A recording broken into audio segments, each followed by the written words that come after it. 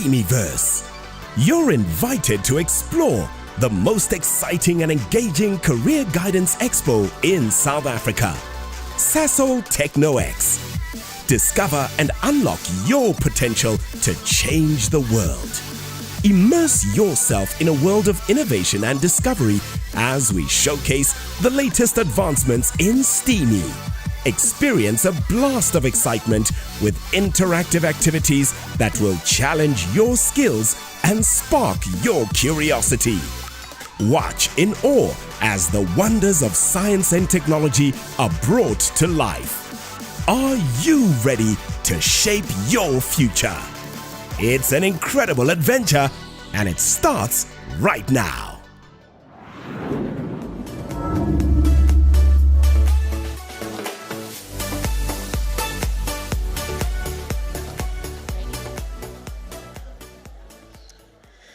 Good morning. Good morning, guys. How are you?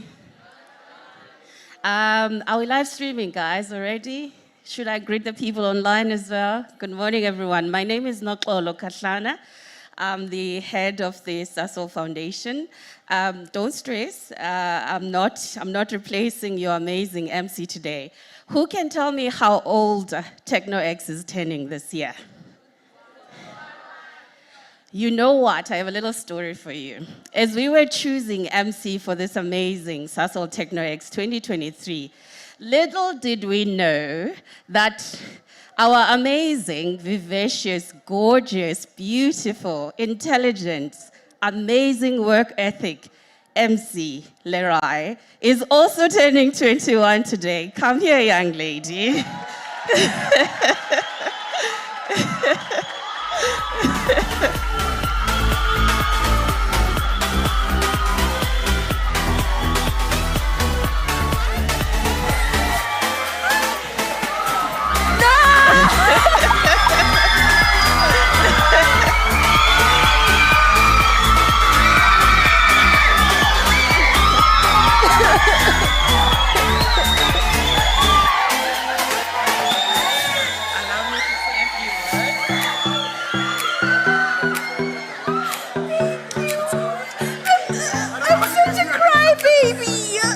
Shall we all sing? Happy birthday to you. Happy birthday to you. Happy birthday, dear Lerai. Happy birthday to you. Oh my God. Hooray! Yeah. Happy birthday, Lerai. Thank you for being a beautiful inspiration to young people and to us as well. Thank you for allowing us to trust you with TechnoX.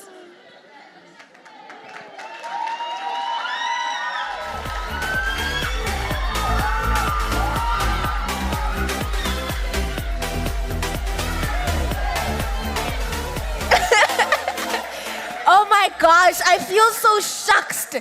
They told me that she was going to come up and make an important announcement. Hi, guys. Sorry, thank you. Oh my gosh. I promise you, I'm not usually like this. Okay, maybe just a little. Okay. Okay. Let's get into it. Well, it is officially day 3 of Sasol TechnoX. That means that we are right slap bang in the middle of this amazing, amazing week. Now, Sasol TechnoX is the gateway to an exciting exploration of the wonderful world and infinite possibilities of the world of STEAMy. Now, good morning to you all, like I've already said. I am a creative entrepreneur, a social change maker, and a conversation strategist. On a more casual note, I'm an actor, I'm a producer, I'm a full-time student at the University of Pretoria. I'm studying a Bachelor of Political Sciences in International Relations, and I'm not done! Thank you. And I'm also the face of Nickelodeon Africa.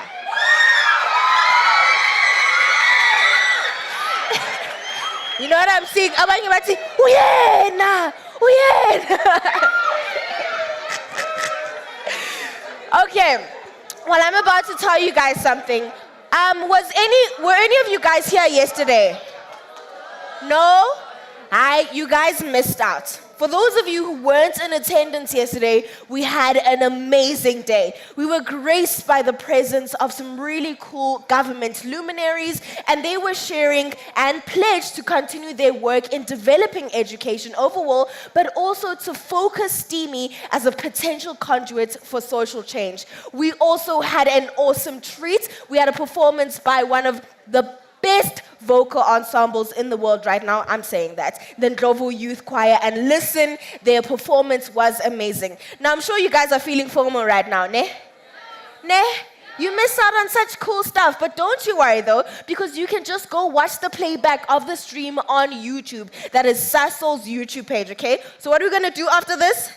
We're gonna go to Sasol's YouTube page and watch all of that stuff, ne? And the same is to you all online. I didn't greet you all. Well, good morning to you all online as well. Now, I'm also not alone today. You guys and this entire exhibition was made for you all. You are the future leaders. So why not have you parts of the show, right? So ladies and gentlemen, boys and girls, please help me give a warm welcome to my co-MCs, Kitumete Ramajwi and Jared Arnolds.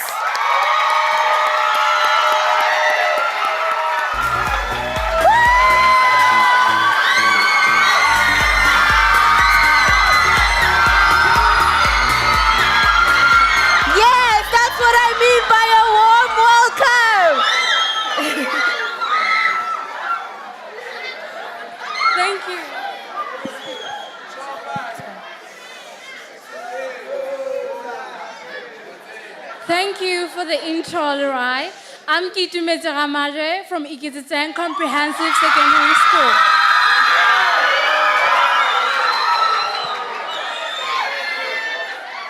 I'm an up-and-coming geologist who's about to make greater change in the world.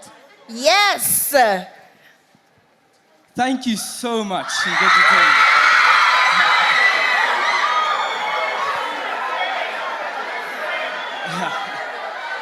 Thank you so much to you all too. I'm Jared Arnolds. I'm a grade 11 learner from Sasolburg High School. I enjoy sport and I love outdoor activities. I'm an aspiring pilot who recently started his pilot training in Johannesburg. That dream was sparked by passion, was ignited by science, and is now revealing the motivation to achieve that dream. I'm also one for academics. I have a massive drive to succeed, and I feel that all children should have that goal. And what better place to start than to start succeeding in your schoolwork? It is the key to many doors that open up your future and allow you to be a part of all these amazing careers being showcased this week. I would like to end off by emphasizing to all learners to take this opportunity to ask questions, feel free to explore your options, and discover your purpose. Well, I was gonna ask you guys if you think they're cool, but clearly you do think so. Well, thank you. Well, now that we've gotten all of those introductions of the way, should we tell everybody what they can expect for today? Sure, why not? Right? So in this room, we have 3 incredible sessions that are going to be taking place. Our first session right now is the STEAMY Talks, which is a dynamic series of thought-provoking presentations where we get to delve into the world of science, technology, arts, mathematics, and innovation. Then, after that, we're going to have the STEAMY Heroes. And this is the first time that we're having this session this week, where we get to meet some incredible and remarkable individuals who, through their groundbreaking work and innovative ideas, show us what is possible in their respective fields. And then, in our final session for the day, we close off with our Professions Unplugged. Now, this is a session that is especially for you guys. Why? Well, we get to delve into the daily lives of all these cool people who have these cool jobs in STEAMY areas. We get to learn about their challenges, what lessons that they've learned, and all of the likes, as well as the social impact that they have on society. Don't you think that's cool? I do. Jared, what else is happening outside? All right. So the exhibitors are there to provide insight, and workshops and skill villages are where you can see a whole host of careers in STEAMY. We have the Steamy Expert Hub, where you can have a chat with a professional on one-on-one or in a single group and ask questions. And let's not forget about Sasol Village, where you can know about them and all of the opportunities that you have to work with them or to get a bursary. Please also make sure that when you go into the Sasol Village, that you check out the science lab that they have to the right. Well, that's my right, your left. It's really going to be cool. Check out the school showcase and see some awesome peer art and science projects. Last but certainly not least is the Electric Stage X. We have fun activities, spectacular entertainment, and many more. Yep, I heard that they were fashion shows. So that means that they're creating sustainable fashion. And these are all students just like you guys. And they do a little cool walk down the runway. Now, who likes prizes? Yo, you guys don't like prizes? Hi, Askisini. You guys don't like winning stuff? Right? Well, I'm here to tell you all that are here, as well as everybody that is online, every time that you check into an exhibition, and every time you ask a question or comment on anything, as well as when you comment on social media, you earn points. And at the end of the day, we're going to have a leaderboard of the top 3. And those 3 at the top are going to be winning prizes. So let's hope that you guys interact and engage today so that you can win some really cool gadgets complimentary of Sasol. Now, let's get into our first session for the day. Our first speakers are incredible duo that travel space by storm.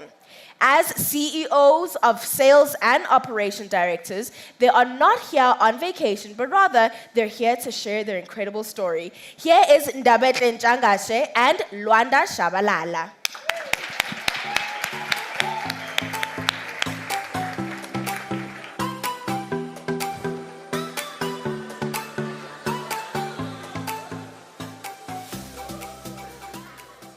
Good morning, everyone. How are you doing? I'm not gonna lie. Like, when you're stuck at the office working all the time, you forget that there are places where at 9:30 you can have such great energy, you know. And hearing you guys like scream and celebrate everything it's made my morning already. So if I can do anything for you, is leave you guys feeling excited, or at least like keeping that high level of energy by the time I finish. So my name is Ndabetle Njangashe, the founder and CEO of Air Student Travel. Luanda Shabalala, my co-founder, actually isn't here, but he is real, and he's at work getting down into what we look to do as a company. So my talk today is going to be around 2 main things. The first thing is telling you guys our story, but also giving you guys hope and excitement about using technology as a tool to break down barriers. You know, and I think Sasol does a really good job with that. And I guess that is the big reason we are here as well. So my story starts with being a grade 12 learner from Vryheid, a small town in KZN. But even though I'm from KZN, I wanted to study in Cape Town. And what this meant was I had to travel between home and university at the start and end of each term. Now, don't get me wrong, I was excited to be on a flight, but it is quite expensive. So I realized that because it was so expensive, I couldn't go home during the vacations. And this left me thinking there has to be a better way. When sitting and thinking, I realized there are over 1,000 other students who went through the exact same thing, but we were all facing this problem on our own, meaning airlines could charge us whatever they charge us, and we had no way to fight it. And for the airlines themselves, it's quite expensive for them to convince us to book with them. So they have to charge us these high prices. But then if you take a moment and think about it, if all the students who had to travel between home and university came together, they could use their collective buying power to be able to get cheaper prices, Just like how when you buy in bulk, it's cheaper, right? You know, do you know that when you buy one thing at a tuck shop versus buying at a wholesaler, it's cheaper at the wholesaler. It can be the same as well with flights. And that's exactly what we look to do with Air Student. We use Google Forms and a WhatsApp group to bring students together. And after working hard and doing a lot of marketing, we had 17 people in our first group. This was very exciting because we realized, okay, we were getting going. This is something. After we'd made a couple bookings with those 17 people, we were able to get a deal with Comair, which ran Kulula Airways and British Airways. I'm not sure if you guys remember Kulula.com. If you remember Kulula.com, say yes. I need you guys, more people. Kulula was one of the biggest airlines in the country. Say yes. That's more like it. Kulula then decided to look at our business and they gave us a deal. We then went from 17 people on a WhatsApp group to over 600 students who are traveling on our system every single term. Then we realized we had a business. And now I want you to see the power of technology. We were able to bring together students that I had never met, I had never seen, from around the whole university. I studied at the University of Cape Town. But we had people from the University of Cape Town, the University of Stellenbosch University, UWC, that I had never met before, but because we all shared the same need, we looked to break down the barriers to travel, allowing us to go home and see our families. And we were able to do that using technology. We've since grown our business after that, where we now have a database of over 10,000 students who, from across all over the country, are traveling between home and university. And the premise of this remains the same. Our mission is very direct and very strong, something we all feel as an organization, is there's power in community.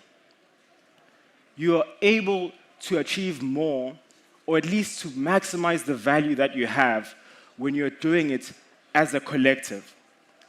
And we should view technology not as a way where a few in our society can make businesses and become rich or however it is, but we should view technology as a tool to empower the collective. That is the way we will move forward. That's the best way, rather, we will move forward our society, when technology is used as something to empower the collective. Our business isn't the first to do this. We look at many successful businesses. We can start overseas. If you look at a company like Facebook, one of the biggest reasons that we stuck on Facebook or Instagram or whichever one of their apps you use is because your friends are there, you know? Because other people you know are there. And because there's so many other people that you can speak to, you can share your pictures with on that system, you are more willing to be there yourself. You look at Uber. The only reason Uber is able to work is because everyone else in the ecosystem is willing to participate. Participation of the community allows it to actually work. Bringing it back to South Africa, there are amazing, cool apps that I've engaged with in the past couple of years. One of them is an app called Kula. An app where farmers can bulk buy together, allowing small farmers to access feed and other of their farming needs at a fraction of the price. That again is an example of using community, or leveraging on community rather, to unlock greater value. Back to my story now about our business. In 2020, Luanda and myself decided to formalize the business and register it. Air Student Travel is a travel business, as you can imagine. What happened in 2020? What happened in 2020? Imagine just you fresh out of university, graduated, you've just registered your business, it's a travel business, and then boom, 2020, it's COVID. We realized very quickly that business is not very simple. It's not very easy. However, because we truly believe in our mission and think that in any whatever sort of comes in our way, we can overcome it through pure grit and determination. We looked at what we had at our disposal. During COVID, if you remember very correctly, the only people who are allowed to travel were people who are traveling for medical reasons or for business. Students couldn't travel at all. Our business was a student business.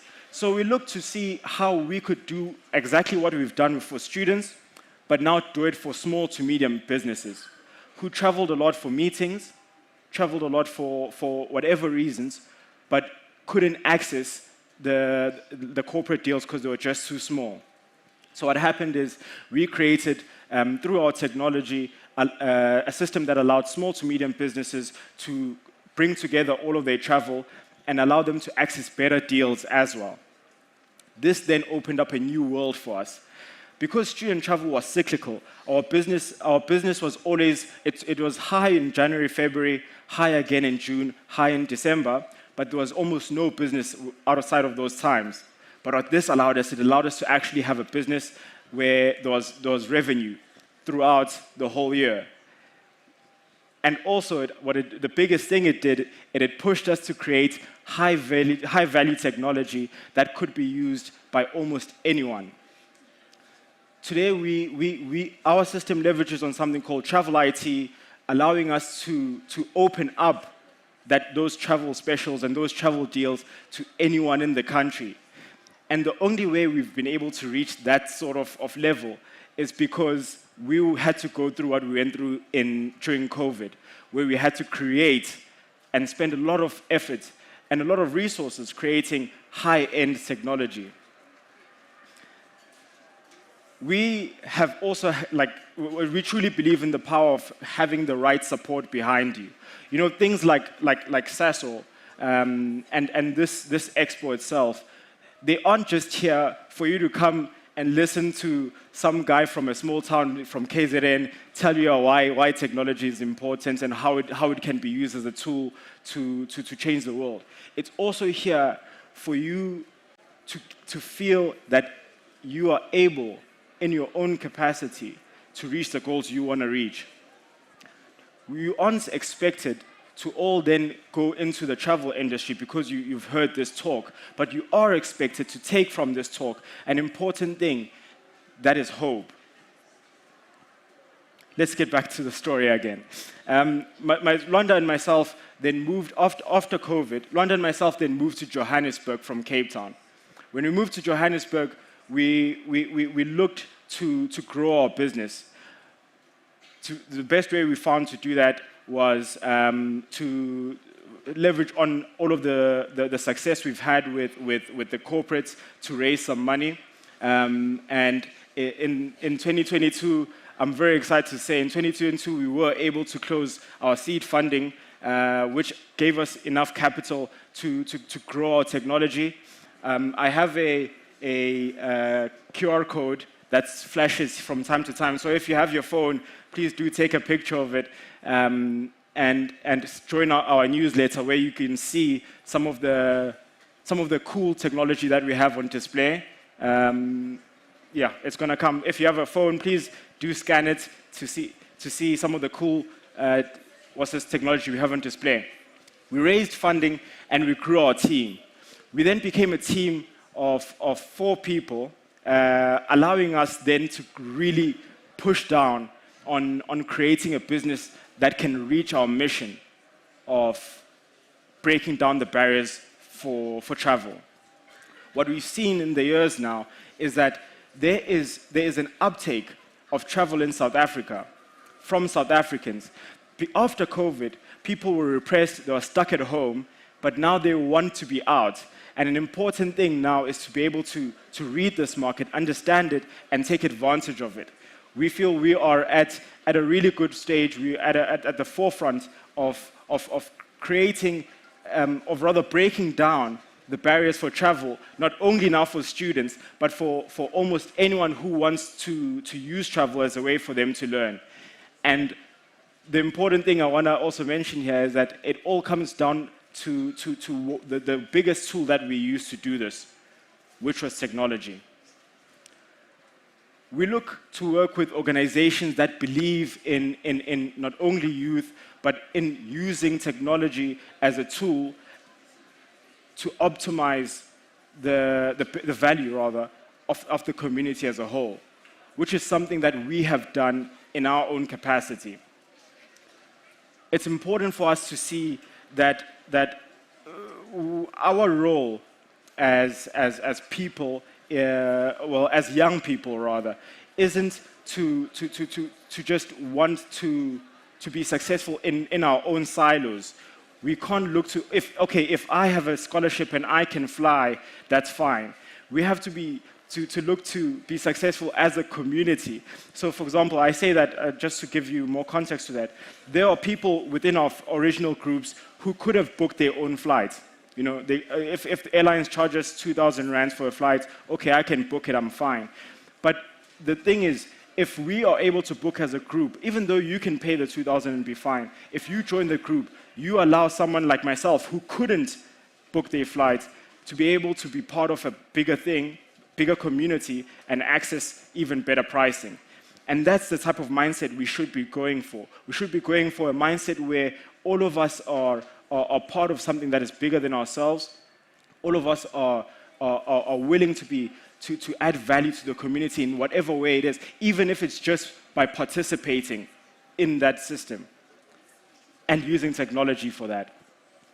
I wanted to give like 5 minutes of my time to answer some questions, if there are, but I see I have 2 minutes extra. And then, what's this? We do have a 250 Rand, two of them actually, two 250 Rand vouchers that you could use to book a flight on our system that I'd like to give away to 2 people who ask questions, well, the best questions. We'll have to vote, depending on, after you ask a question, depending on how much noise there is after your question, you'll win it. If there's no noise, that means your question wasn't good enough. No, but I'm looking to give away 2 vouchers, but can we please have questions? If we can have like 3 or 4.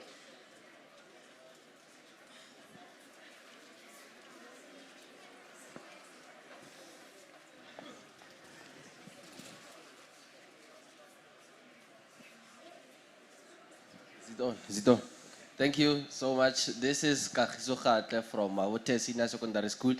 I would like to ask you if your business or your enterprise, is it nationwide? Does it provide those flights nationwide or what? Yeah. No.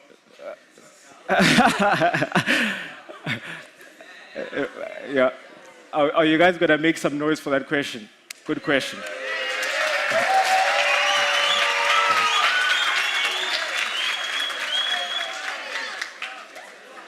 Yeah, so good question. Our company started off just being for the Western Cape, for people flying out of the Western Cape, but it is now nationwide. We work with organizations such as Allen Gray. In fact, Allen Gray are the investors in our company, and this allows us to be able to service almost anyone, giving us a lot of, yeah, it gives us the backing and the power to have the resources to service anyone at anywhere. So now, if you scan, you can see from our newsletter, we'll be able to update you that from anywhere.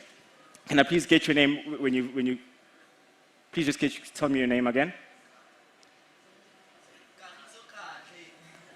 Thank you.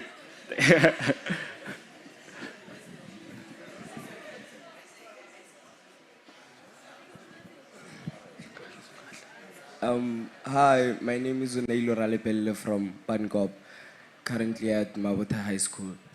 I heard that your business had help from another organization. Yes. So I wanted to know which organization is that?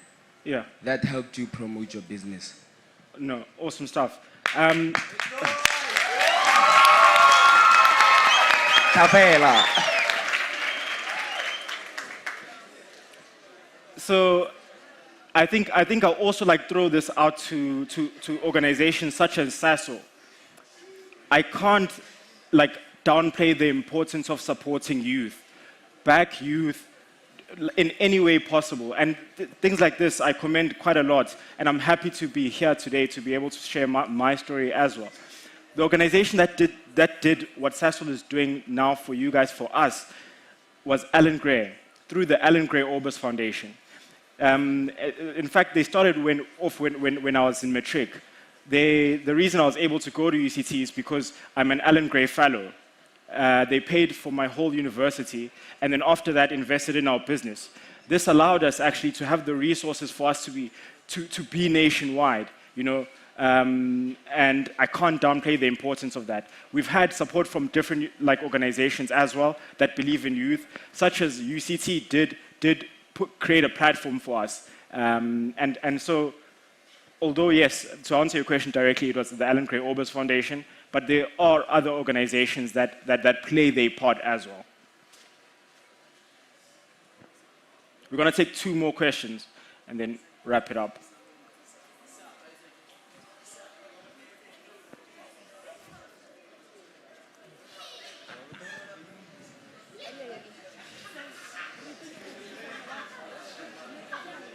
Good day.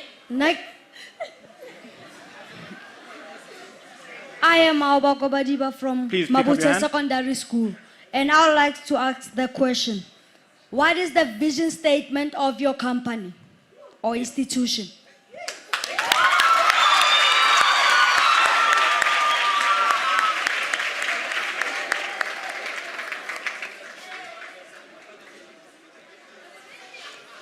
Thank you very much. That is an amazing question. And I just want to preface it by saying, as an organization, you have to ask yourself, an important thing is why does your organization have to be there? I'm not saying why does there have to be a booking system, but why does it have to be yours? You know, and I think that helps you answer that question. For us, our mission statement is very direct. We look to break down the barriers to travel. We want to make it easy for anyone to travel. You know, like when we have a running joke at the office that if you ever bump into anyone from the office, you can just ask them, now who can travel? And the answer will be standard, anyone. You know, because we want to break down the barriers to travel, and that is our mission. Very straightforward, very direct. One more question, 1 minute left, and then.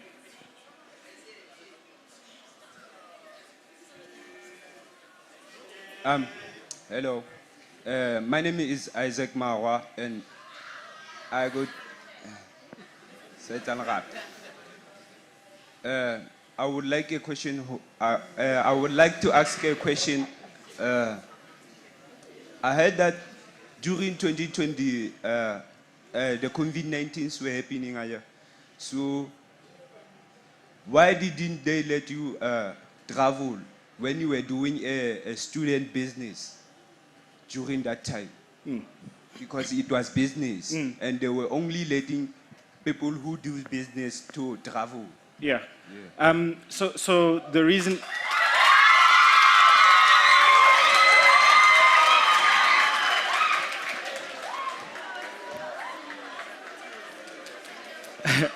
Just before I run out of time, the biggest reason why they didn't let our customers travel was because our customers weren't business. We could travel ourselves in our individual capacities, but our customers couldn't. That meant our business went into a standstill.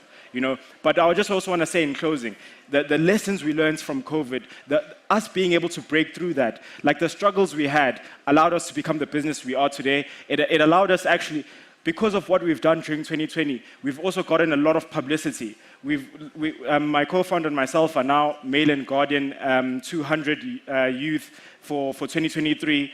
We've gotten some great publicity with E-Squared Investments, on the news, and all of that has basically been because of what we've done and the struggles we had in 2020. So sometimes we might view things like COVID happening as a bad thing, but it really created an insane character for us. It made our business very lean, and it brought us where we are today. So we couldn't travel, our students couldn't travel, our business had to stop, but we had to overcome that. And in closing, thank you very much for paying attention. Thank you for the questions. I'm going to try randomly pick and wishing you all an amazing day further. Thank you.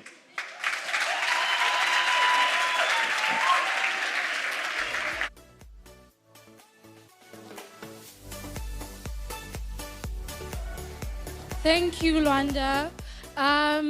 You're quite an inspiration, hey? Even though with the repercussions and all that, you were able to strive through and do it. So our next speaker is a dynamic force in the world of innovation. Celebrated as one of Forbes Africa's top 100 inventors and innovators. Please, let's welcome Dr. Natalia Raphael.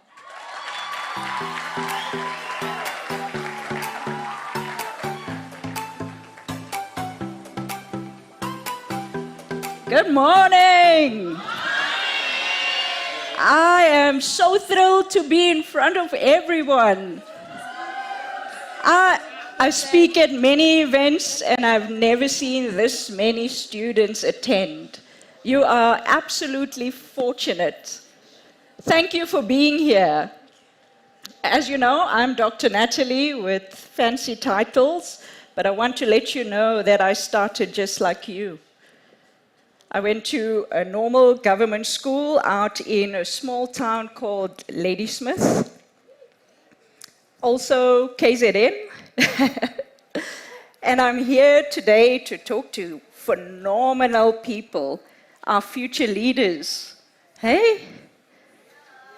So, you know, the greatest book that was ever written said, if your talent will bring you before kings and queens. Now, if I'm standing here and my talent has brought me here, who are you? Kings and queens. Hey? I'm a founder of a company called Robots Can Think. We are a global company, and we focus on inventions, innovations, and a whole lot more. So all the little apps you use, our algorithms are behind it. All the way from Microsoft to Oracle to Google to Instagram to Snapchat. Hey?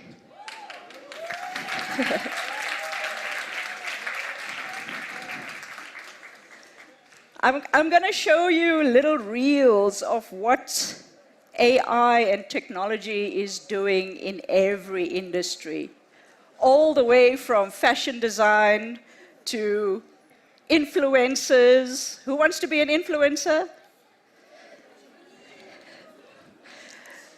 Do you know you can be an influencer without showcasing your face? Do you know how to do it? Hey? What about self-driving cars? Has anyone thought about self-flying aircraft? Hey? And those are the exciting things. Has anyone given thought to autonomous detonated bombs? Yeah. Hey? Or machine guns that actually detonate and actually shoot from an app? Wow! How mind-blowing is that? So our legal experts in the room, who's going to be held accountable for a gun that a human is not behind? So all of you have a purpose, whether it's science, technology, maths, accounting, law, geography, anything. You have a purpose in this whole revolution.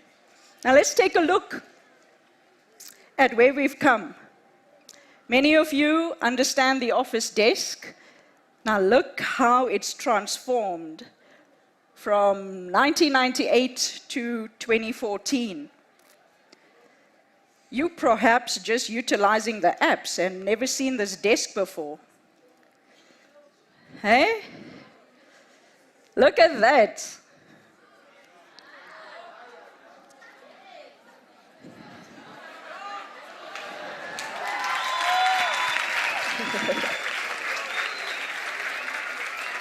And guess what? It's now all sitting here. Forget this laptop.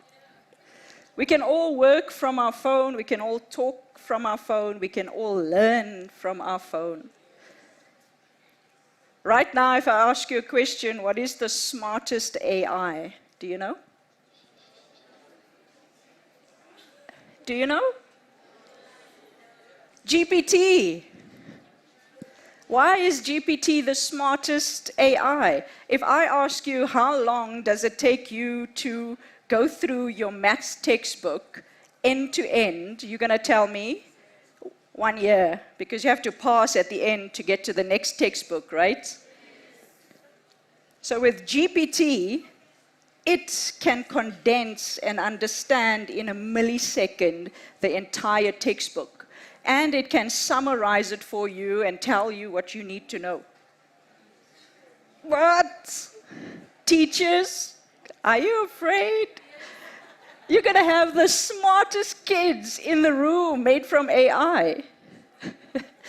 Now the question is, how do you differentiate between human intelligence and artificial intelligence?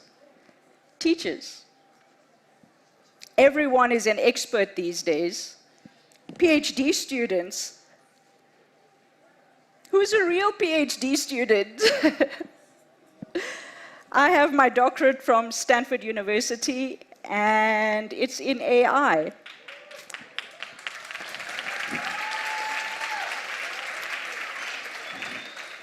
But the question is, why am I telling you that? I'm telling you that because we sort of ring-fence our success to South Africa.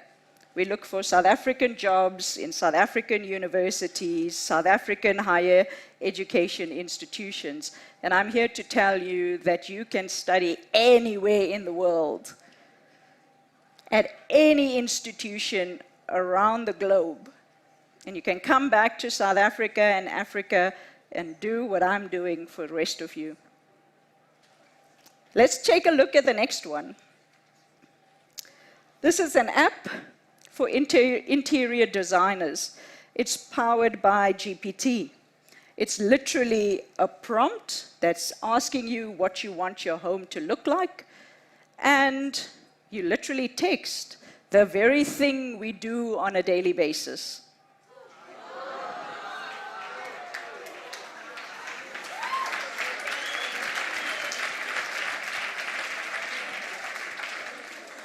And where's our creatives in the house? Where's our interior designers? Where's our architects? Can you see your role in this future? There's a space for all of us, and it takes into account our talent. Can you imagine that? All you have to do is develop an app. Look at this, fashion designers.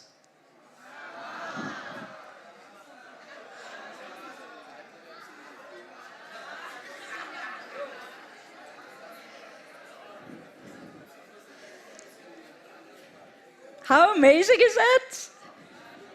Can you imagine having a different outfit every hour? Hey?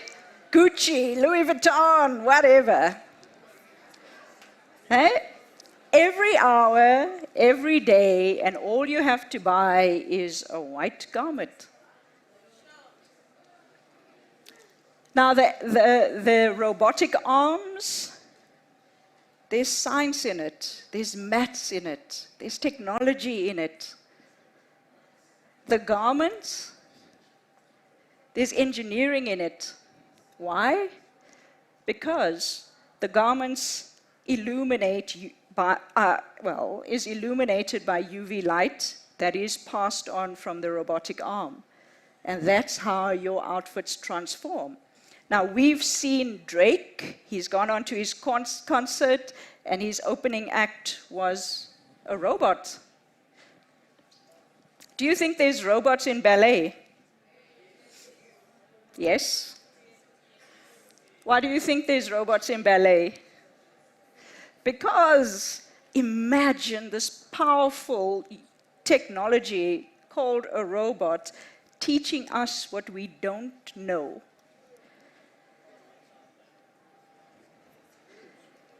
Can you imagine what the fashion industry is going to be like when you get into the job market? You're going to buy a robotic arm and just keep it in your home, and every day you're going to have a different outfit. Now let's take it further.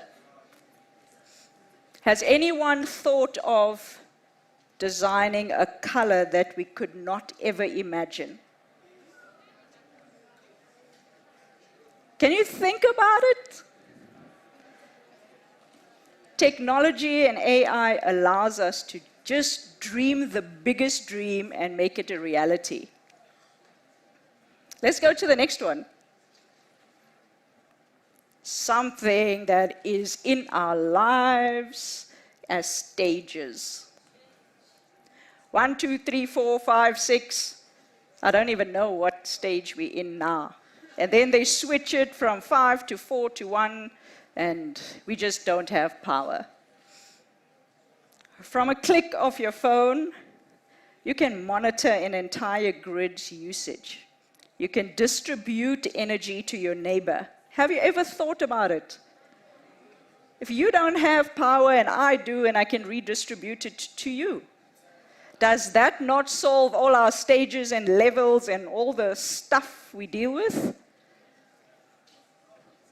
If my house is consuming 3 kilowatts of power and you need 6, and I'm generating 10, do I have enough to give it to you? How did you get to the answer? Simple math, right? You know, what I want to say right now is the educators, the teachers, and those are responsible for our students sitting here. There has to be this excitement in you for what the future holds. Because if you are excited, the next generation is excited. And yes, there's fear with all this new technology. War is going to get intelligent. Crime is even more intelligent. Cybersecurity is even more intelligent.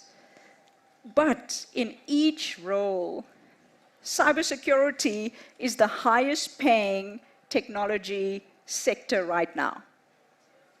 Why? Because you are the police of the interwebs. You are the saps of data. Can you see yourself in that future? And let me tell you this, that future is now. Everything I've showed you up until now already exists. It's being utilized. See the next one. Crazy!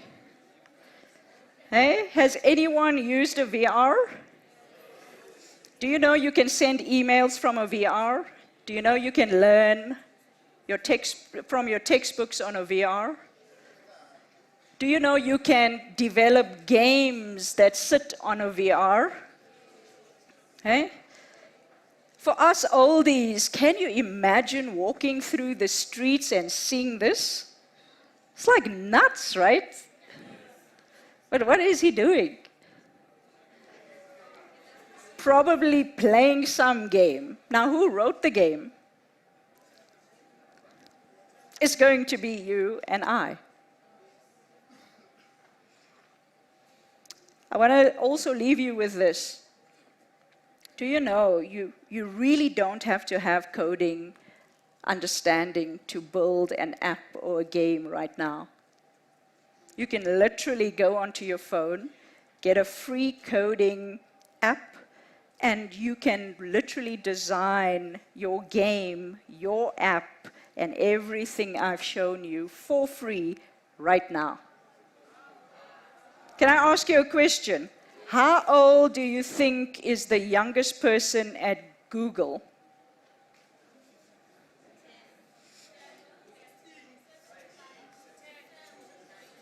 You guys are all almost correct. The youngster started at 14, he's now 18. How did he get there? He was not on Instagram, he's not on Facebook, and he's not on Twitter. He used his device to download Udemy courses and upskill himself, gain the experience, and become employed. So this can be your destination. It's just your choice on how you utilize it.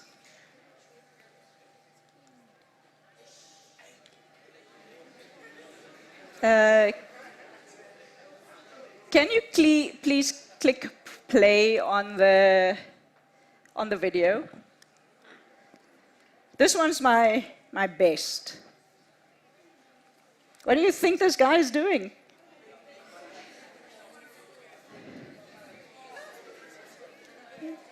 Let's see.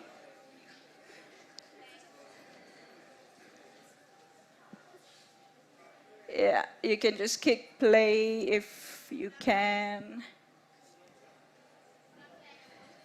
Okay, it's not playing. But again, this video is of a table tennis sport. The robotic dude actually learned the plays of his human opposition. And that's the best player in the world. And who won? Why did the robot win? Because its algorithm is so quick to understand and respond. And the shot at the end that allowed him to win was a backhand shot. He wasn't even looking at the table. Absolutely phenomenal. Imagine robots as your educators. No? Soccer players out here, netball players out here.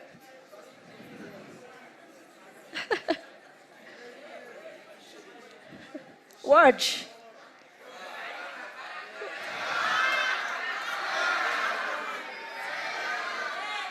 Boom!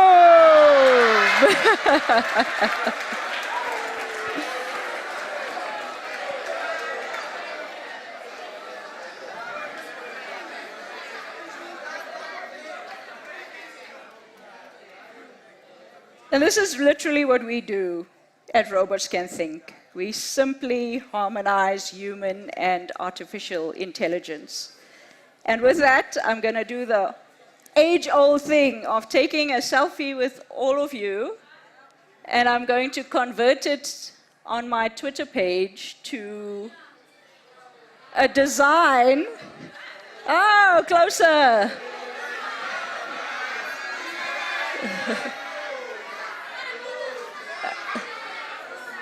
Okay, you ready? Hello!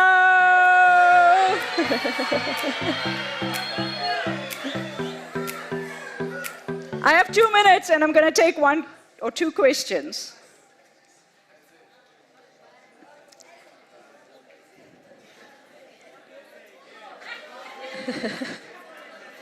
Come on, where's the questions?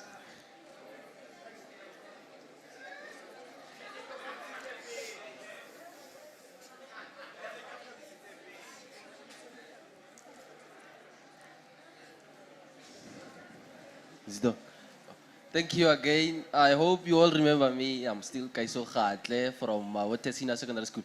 What I want to ask to you is that we have seen how robots and artificial intelligence develop, right?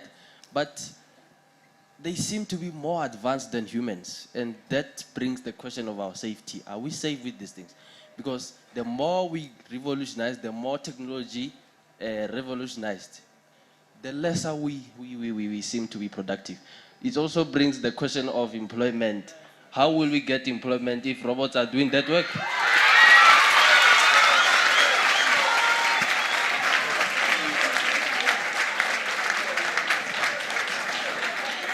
So that's a phenomenal question. But I want to ask the question back to you is, when there was a horse and carriage, were we fearful of the car? We literally got our minds to an industry of automotive, the automotive industry, right? How many jobs has it created? So if you look at the fashion designers that I've showed to you, it's robotic designers. But who is training those robotic arms? It's human. So we will always have a place, but we need to choose to be part of the revolution, to keep our algorithm, known as the brain, upgraded. So continuously learn, continuously want to choose to be part of the revolution. Will it affect our jobs? Of course, yes. Who wants a janitor? I personally don't. I think it's the most dehumanizing role in society. I want an auto-cleaning toilet, so our mums and dads do not have to sacrifice their dignity in a role because of money. Now, what are we going to do in that situation?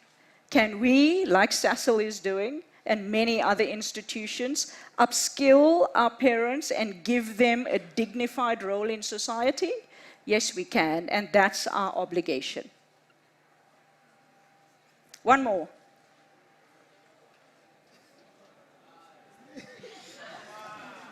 Is it the star students? Was it someone on the side? No? Hello. My name is Isaac Marwa. I wanted to ask, how long did it take for you to create the app or on your phone when you want to do something? The robotics arms.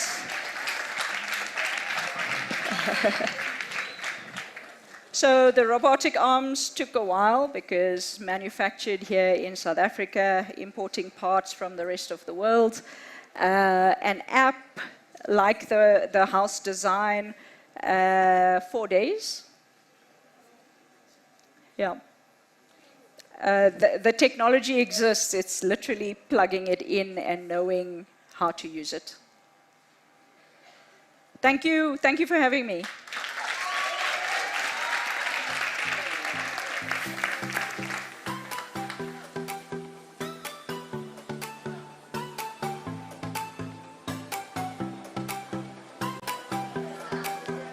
Thank you so much, Dr. Natalie. I'm going to be honest, I'm quite blown away by AI intelligence. AI is most certainly the future. So, are you going to... Okay, so as you guys can see, some of the students are leaving. Remember, this is an engaging session, so we want to make sure that all the students that are in attendance are able to also come into the room and gain the knowledge that you have been. So as the students leave the room, please be mindful of everybody else that is still in the room. Please don't just leave the room in an orderly fashion, not making too much noise. And yeah, let's get into our next speaker for the day. Recently celebrated by Mail and Guardian as one of South Africa's 200 youth South Africans.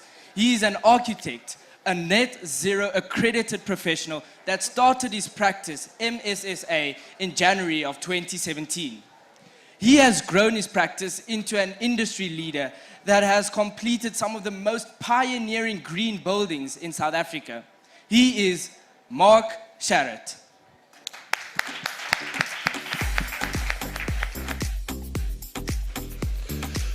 Good morning, everyone. Thanks so much for your time. As I've said, or has been said, I'm a practicing architect. We run a practice in Johannesburg that's really focused on sustainability, and I've been asked to just share one of our projects with you this morning. So, elephants. What have elephants got to do with architecture? Interestingly, in the world, the African elephant is an endangered species, and yet in South Africa we have too many of them for our conservation areas. And if you go to Kruger or whatever, you see that. Elephants are destructive within... Okay, cool. No problem.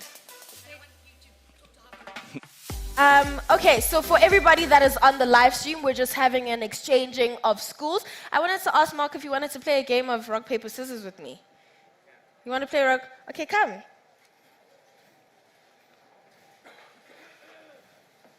Hello to everybody that is entering the room. Thank you for coming in an orderly fashion. We're just waiting for everybody to get settled. So Mark and I are going to play rock, paper, scissors, and then we can begin his talk. Okay. Do you do like a rock, paper, scissors shoot or like a rock, paper, scissors? I'll wait for you to go first. No, that's that's cheating. We can go 1, 2, 3. Okay. Rock, paper, scissors. I showed you this twice. No, no. Okay. 1 point to Larai. Rock, paper, scissors. Rock, paper, scissors. 2 to me, 1 to you. Is this the deciding one? This is the one. Okay, let me get my stretch on. I feel like you're hitting me with some machine learning. Rock, paper, scissors. Oh! Predictable. It's a tie now. Okay. Don't overthink it. Rock, paper, scissors. Oh! Please give Mark a round of applause. He won the game. I want a rematch later, though. A rematch later. Okay. I think, do we have any more students that are entering the room? Okay. Well, it seems that everybody is almost done getting settled in. I'll give the stage back to you and your clicker. Thank you. There you go. Good morning, everyone. No, that was very poor. You're sounding like 50-year-olds. Good morning. Well, I'm very grateful to be here. My name is Mark Sherritt. I'm a practicing architect, and I've been asked to show you one of our projects this morning that is about elephants. And you'll see a little bit about what does elephants have to do with buildings, what do elephants have to do with architects. Hopefully you learn a little bit about this morning. So generally, Africa is in a crisis. A lot of our species are going extinct. This is because our cities are growing, we're consuming more resources. And elephants are an interesting species, very, very intelligent, and yet they're an endangered species. So that means kind of my son's just been born.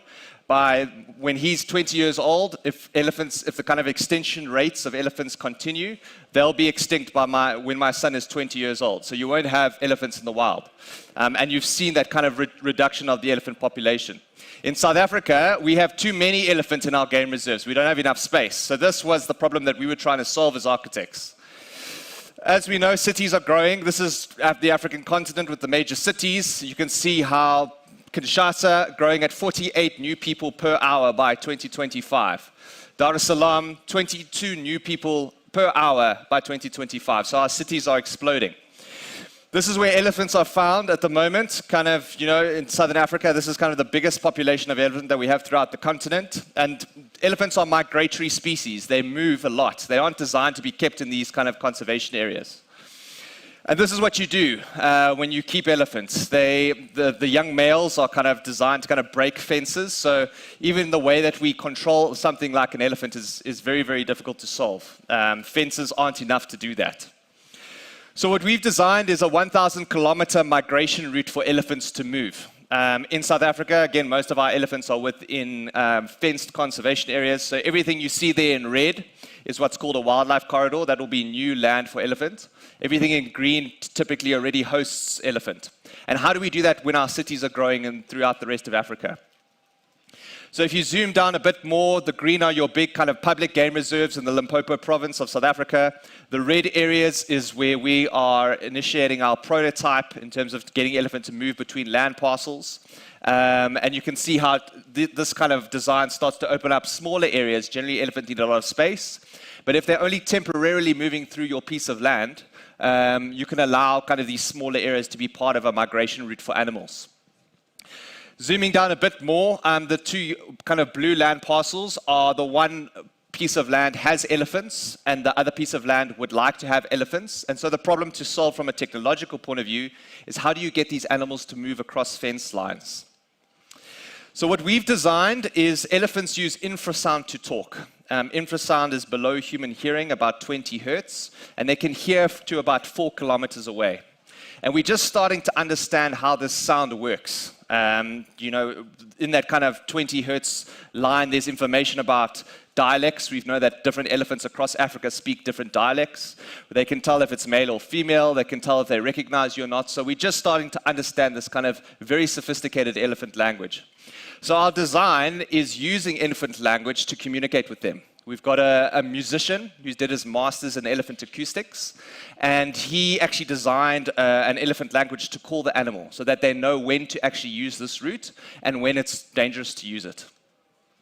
We designed these sounding towers architecturally to be able to encourage the animal to move, and the idea is trying to rebrand the elephant. Kind of elephants are going extinct because they're being harvested for meat and for ivory, and trying to rebrand the elephant as kind of a custodian of African culture and kind of worth protecting rather than just harvesting as a resource. So the idea is that you use elephants to remove invasive and exotic species in the first year, and then you'd feed them locally indigenous fruiting trees like the marula. Who knows the marula?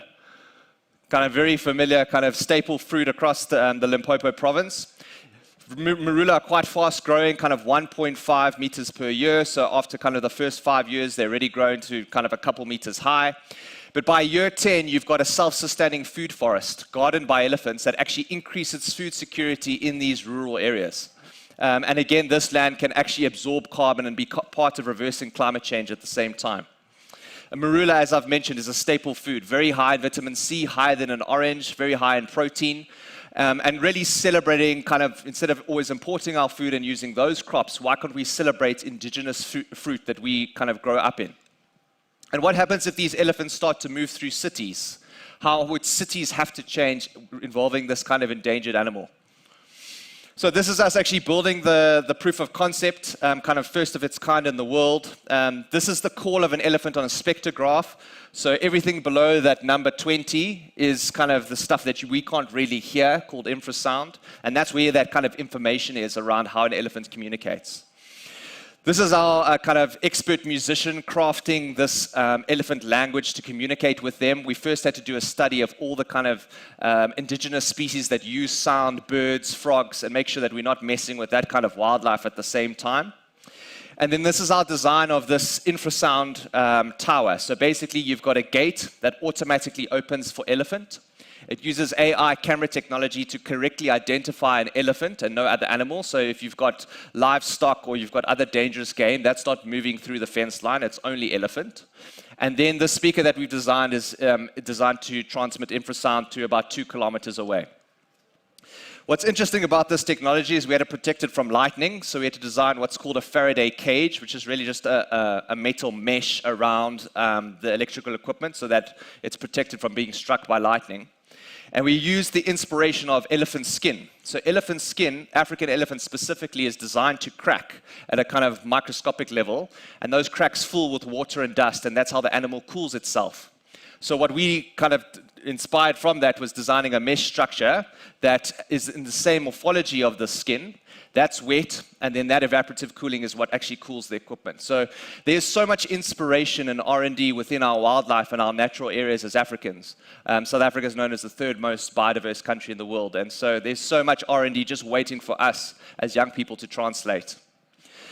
Obviously, infrasound is below human hearing, so there's very, very few speakers that actually play infrasound, and so we had to invent an infrasonic speaker. This is it being invented. It's an amazing feeling. You can't hear it, but you can feel kind of the water in your body vibrating as this sound wave moves through you. This is our professional team. So us as architects, you see it's kind of more technological than a built space, but our role is really to lead this professional team, and that's so important. AI can replace a whole lot of things, but actually leadership is a very difficult thing to replace. Who's going to follow a robot?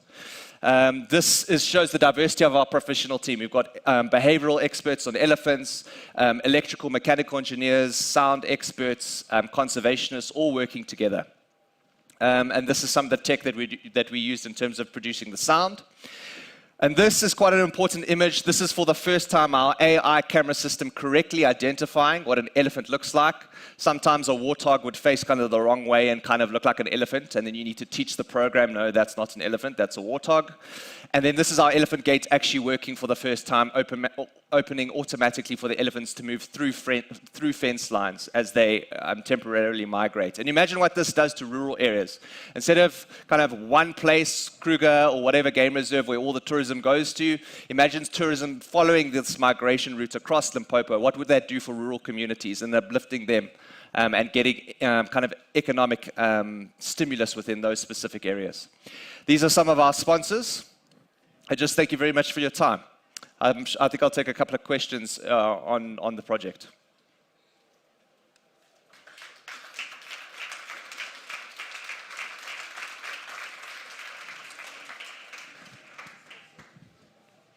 So thank you. I'll ask you a question on what if poachers kill more of the elephants that will be in the place that you'll be doing your project. Will your project still be successful because there won't be more animals that you'll be working around with? And the pictures that you showed us, are they already there? Is it budgeted? Will your business still have enough income to operate when all the changes that you were telling us about are done? Thank you for the question. So we have a joke in the team. Give him a round of applause.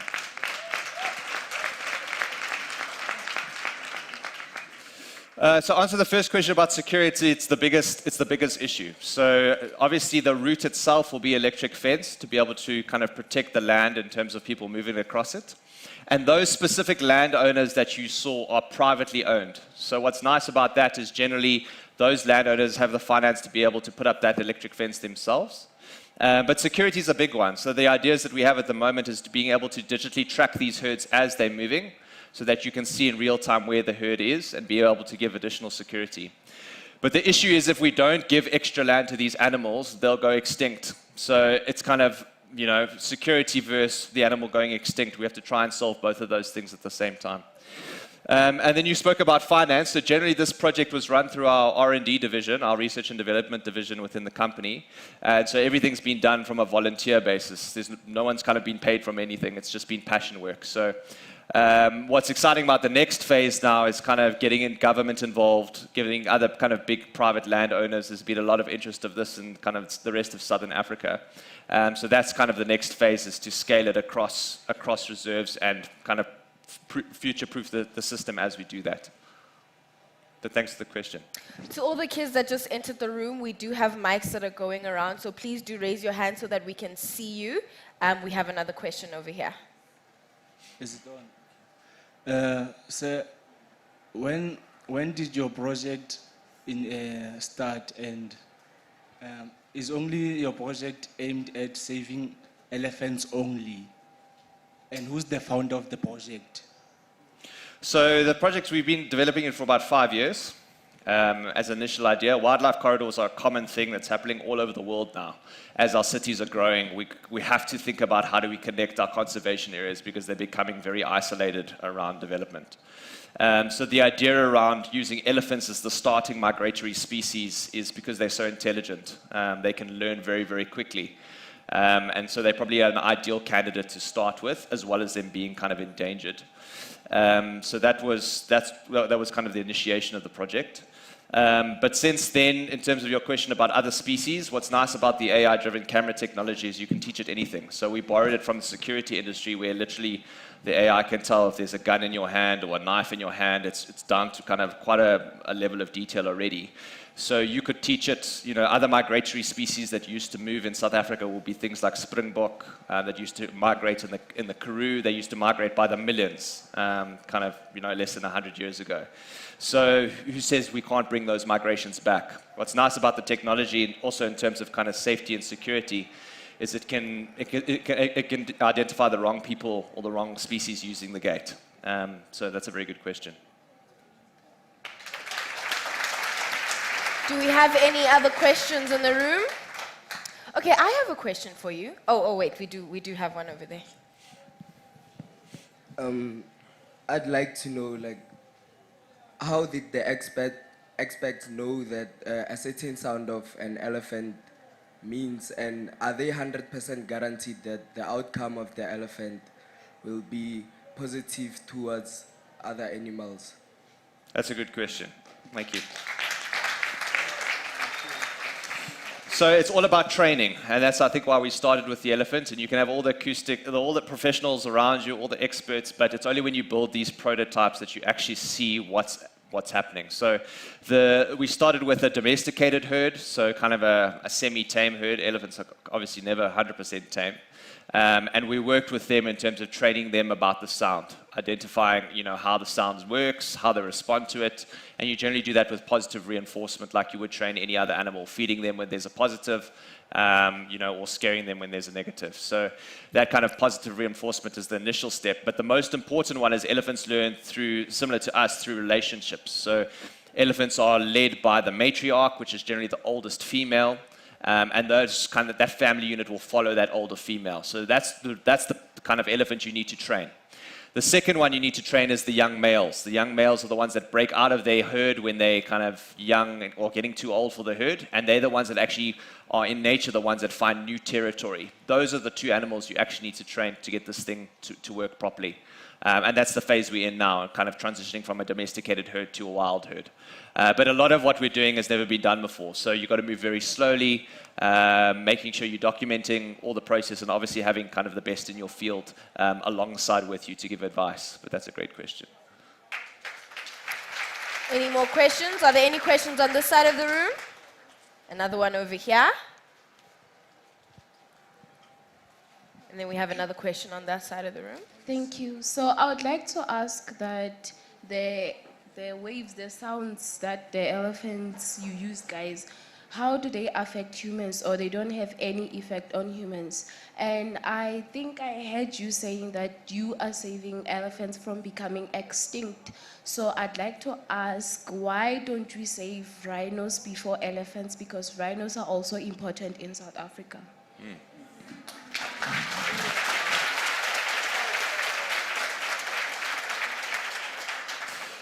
So I think the rhino, obviously rhino are a very different species. They're not naturally migratory. So, we kind of started with this project as an architectural firm looking at how do we create wildlife corridors. And you generally need kind of a hero species to drive that. So elephants being naturally migratory, they kind of migrate sometimes up to 60 kilometers a day, was a really good starting point for us. And them being kind of endangered was a good point.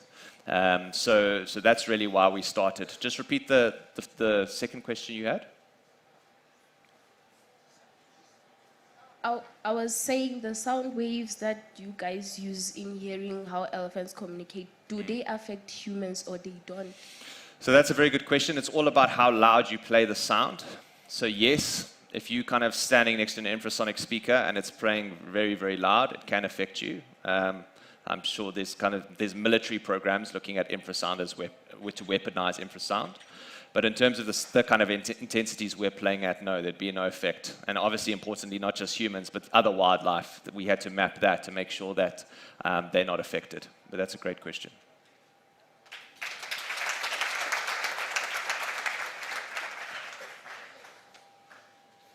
Hello. I want to ask about, I heard you were talking about electric fence, okay? During load shedding, how those elephants will be protected or go around? Like, what do you do? Instead of generator or what? That's a great question. So it's all solar powered. All solar powered and battery driven. So even the tower itself, I can go back to the image, but all of it's solar powered with a battery system within it. So there's no grid connection when it comes to both the electric fence or the sounding tower. Any other questions? Okay, so my question for you was that I think when we think of the profession architecture, or just, the industry in architecture, I always think of building buildings. I think of what I like, building homes and that type of stuff, but I never would have pictured it as something like this. And I guess that's because my mind never had the vocabulary, or I never thought that this was a sort of problem that needed to be solved and could be solved through architecture. How did you guys come to, first of all, learning about this problem, and how did you find the link between architecture and it being applied in this way?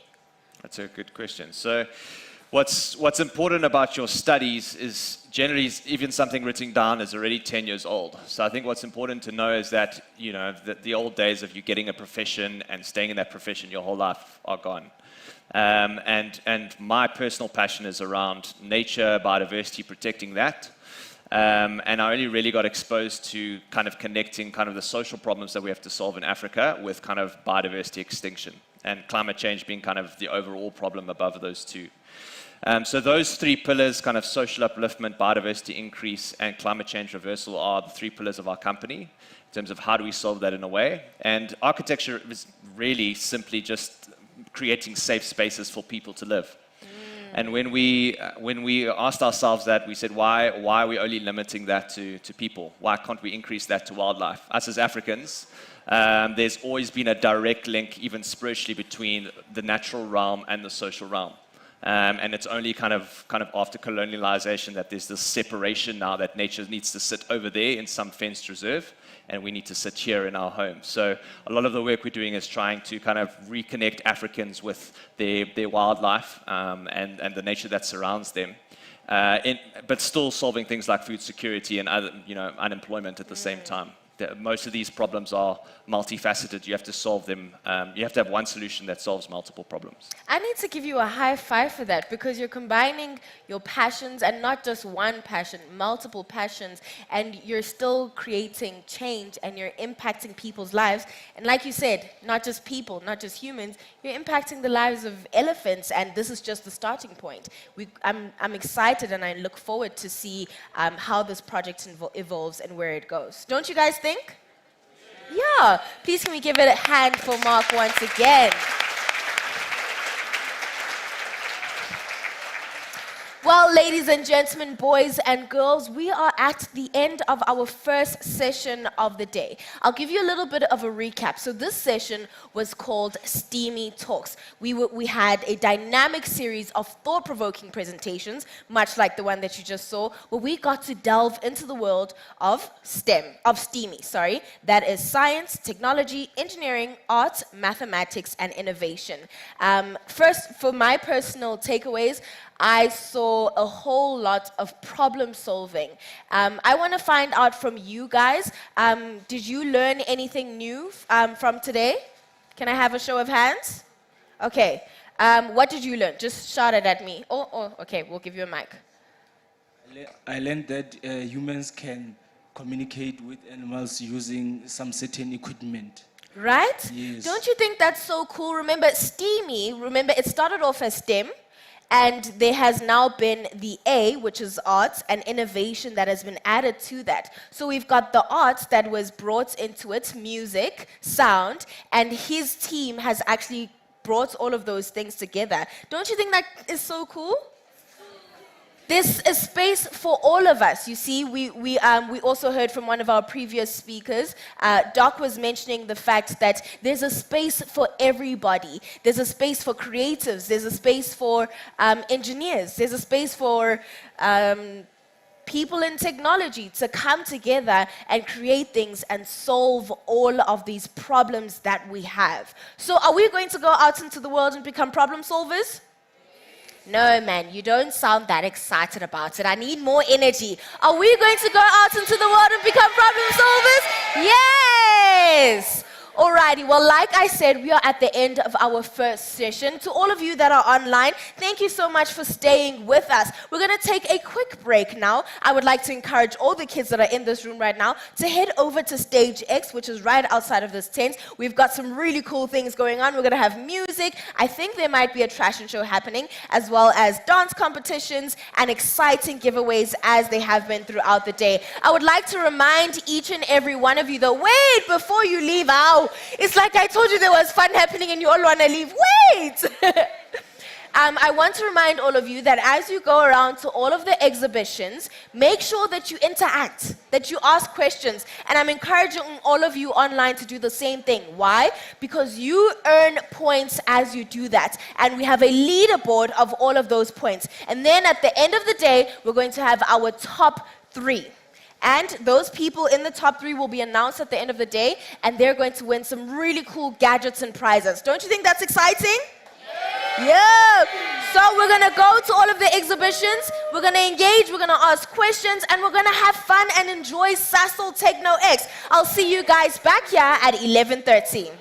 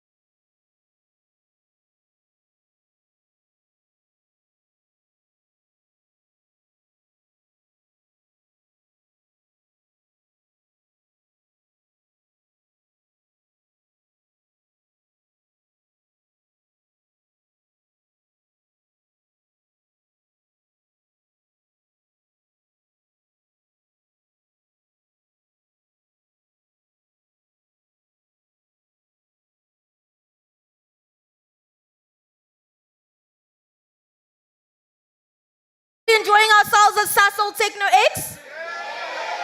Have we been learning stuff? Hey man, who said no? Why haven't you been learning? Okay, you know what? Luckily enough, you guys are about to learn a whole lot in this session, okay? But we've been talking a whole lot about STEAMY. Can anybody tell me what STEAMY stands for? Put your hand up. Can anybody tell me? Okay, so STEAMY stands for science, technology, engineering, arts, mathematics, and innovation. So now when I ask you, can you tell me what STEAMY stands for? Awesome. But we've been talking a whole lot about STEAMY, and I wondered, wouldn't it be cool if we could see STEAMY in action? You guys have been hearing about robotics, but have you seen a robot? Okay, well, we've got a little bit of a treat for you guys before we get started with all of our talks. So I would like to please call onto the stage Smilo and Mpho from the EBIT faculty at the University of Pretoria. And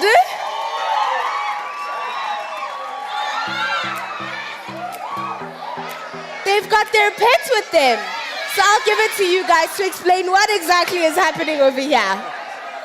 All right, thank you very much, Larai. So, this is our robot dog, Smooth, right? So, we call him Smooth because the SM in the word is literally for smart, woof. What word does the dog make when it barks?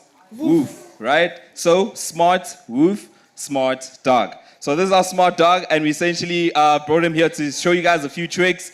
But other than that, we use them for research in our civil engineering labs at the faculty. So you guys must come check out our stand. Some of the things that we use them for is essentially in our pathology department. We're partnering with them now. We go in and we don't contaminate the crime scene while still collecting data, right?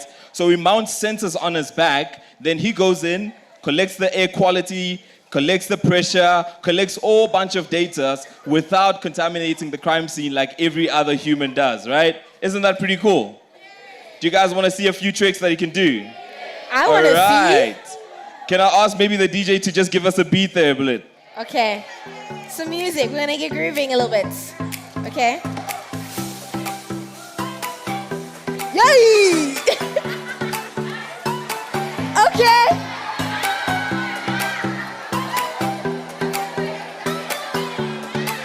Yes. Yes.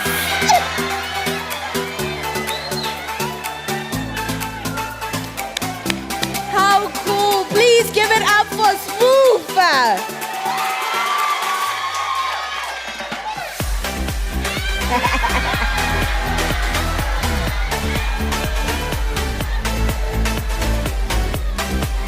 Thank you so much, Mpho and Smilo. Can we give a hand for them as well? So, did you guys hear what they said about how they're utilizing this robot? Did you hear? So, essentially, they're using this robot, so they're combining robotics, and they're using him to conduct research in their pathology department so that they don't go and contaminate the scene. So do you see how technology can be incorporated into all of these different industries? Okay, have you guys had a chance to check out all of the exhibitions outside?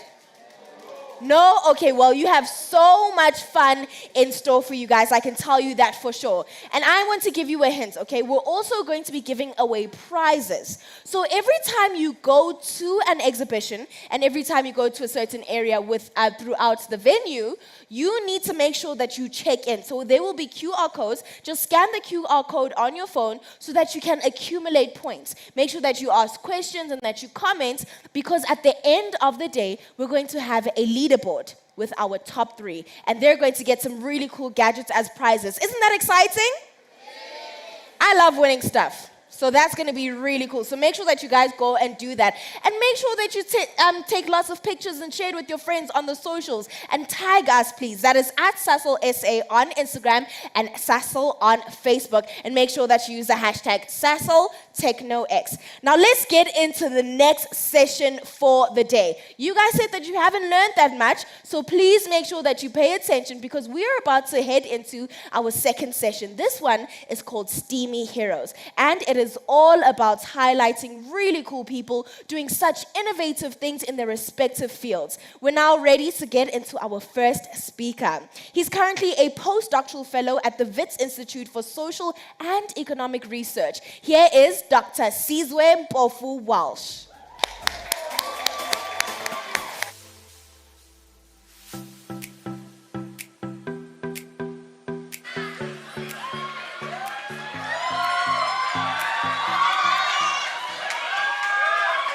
Hello. Thank you. Good afternoon, everyone. And short move, Eta move. Eta. It's a real pleasure to be here with you all. And today I want to tell you a few stories about what has inspired me in my life and hope to provide you with some inspiration for your life going forward, particularly around the theme of Techno X and Steamy. There's a fascinating saying, and I'll tell you who said it at the end of my talk, which is that learning never exhausts the mind. Learning never exhausts the mind. And I've always been fascinated by those people who have been able to integrate multiple, diverse, and different fields of human learning and potential. Those people who can take mathematics on one side, philosophy on another side, entrepreneurship, and not just do one thing well, but have the capacity to do many different things well.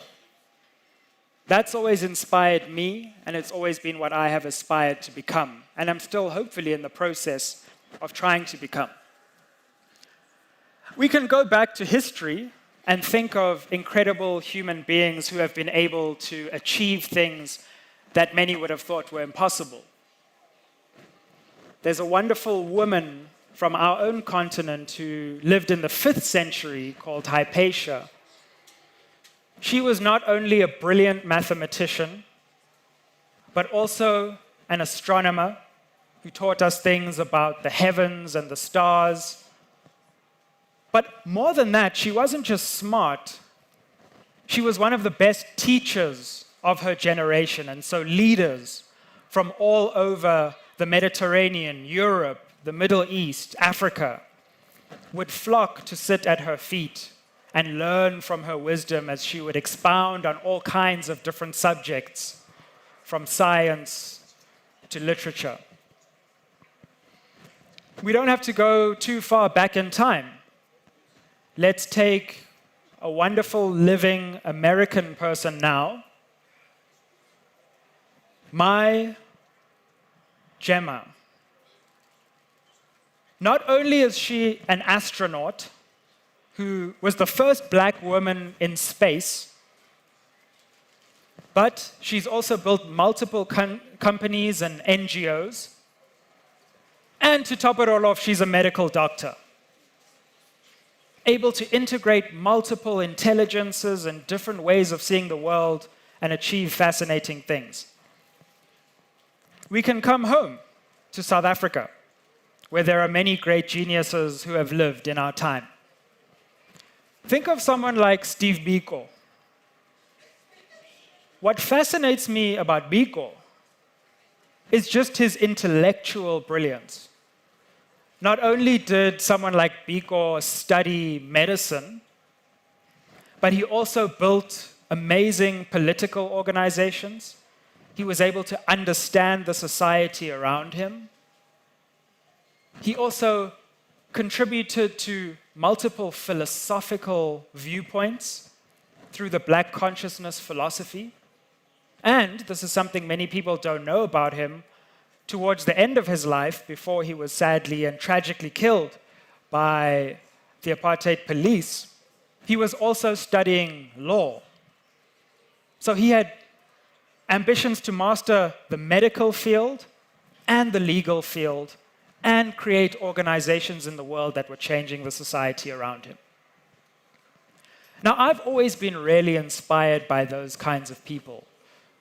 I admire people who are brilliant at one thing and who can do one thing really well. And there's absolutely nothing wrong. If anything, there's everything right with being able to master or be brilliant at one thing. But how cool is it when someone is brilliant at many different, diverse, and unexpected things? So I would certainly not put myself in the category of those people throughout humanity who have been able to defy logic and become brilliant at many different things. But they inspire me, and that's what gets me out of bed in the morning. It's trying to figure out new things and master lots of different things at once. So I have a YouTube channel where I interview interesting South Africans every day. I have a PhD from the University of Oxford, where I'm sure many of you will one day... You can clap, it's fine.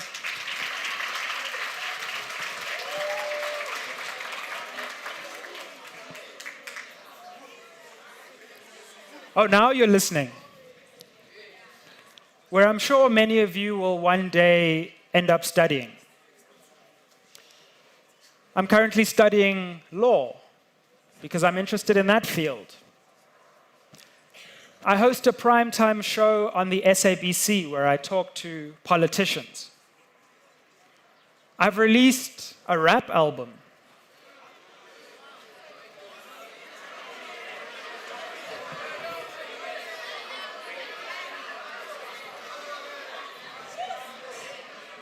In fact, may his soul rest in peace, the first person who I rapped with and formed a rap group with was none other than Kiernan, aka Forbes.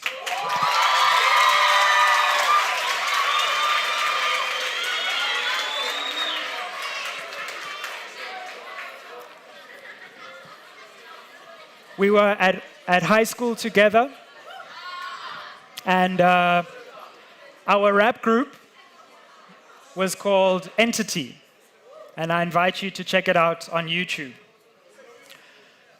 So there are these amazing people to whom I've always aspired, and learning different things and adapting my mind in different directions has always been something that I've aspired to do.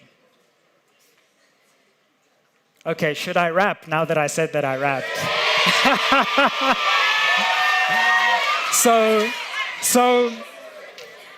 So one of my projects where I tried to do this thing of combining lots of different forms of knowledge was in 2017.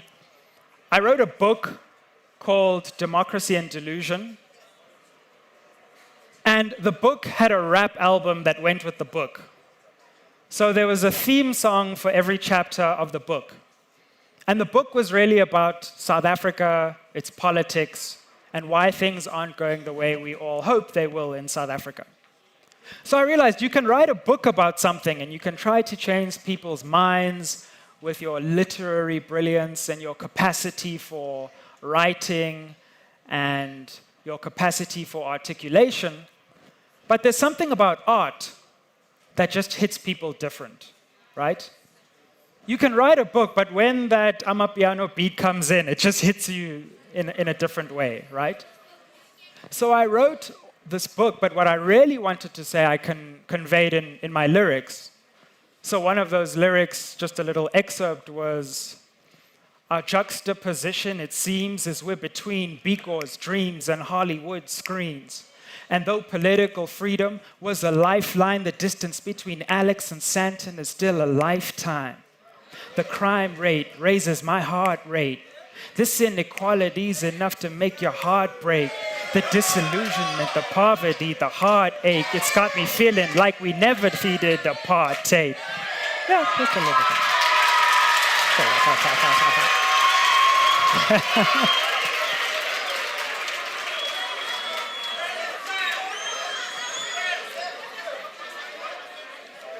And that's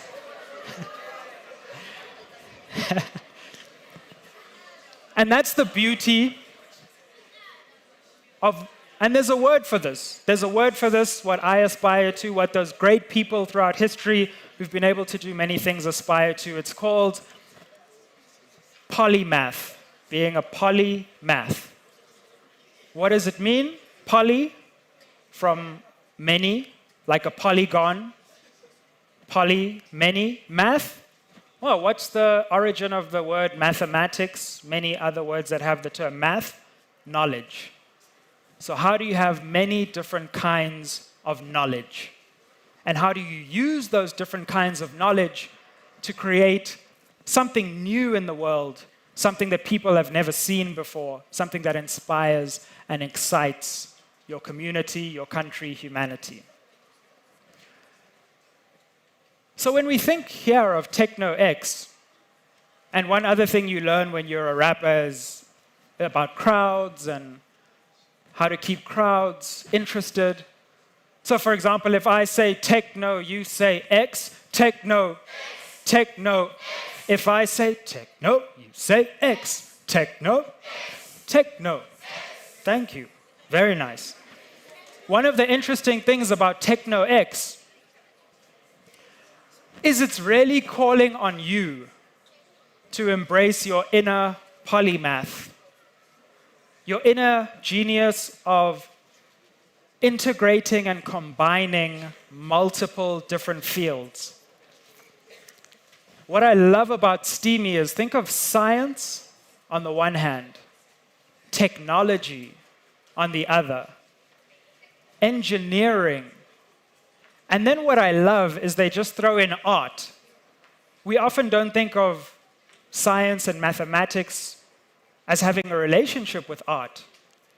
But really, when we start to think about how those different subjects come together, what the conversations are between those different systems of knowledge, that's when you truly begin to imagine ideas that can change the world, that can build brilliant companies, that can get you into the best universities, and that can unlock the potential not just of you, but of humanity itself.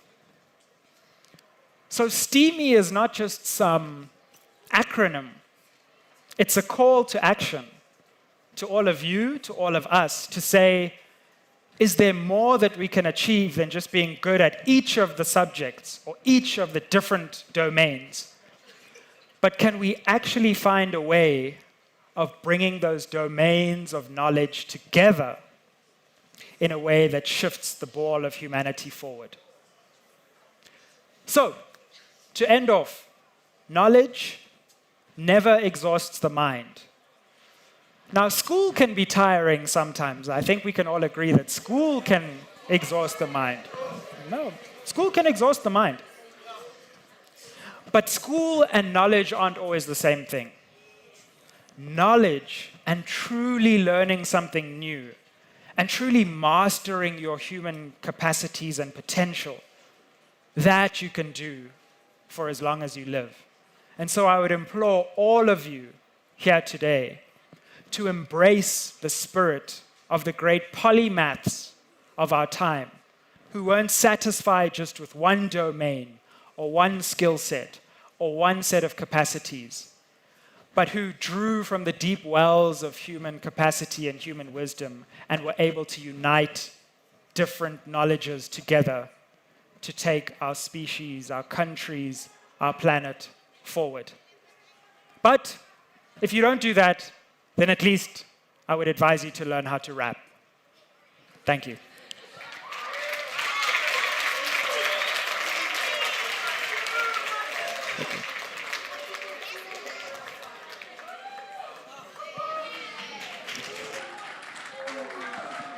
A beautifully packaged bouquet of flowers, and I think I'm gonna be a rapper, so thank you for the inspiration. Next up, she's a dynamic force driving for change in various fields. She's a change across various fields, as I've said, and all that. She's a dedicated, active citizen, NYDA trailblazer, and author of #coding with Khanya. Beyond her technological contribution, Khopotso is a community developer and author of the STEAM Ambassador Club. So please, let's welcome Khopotso.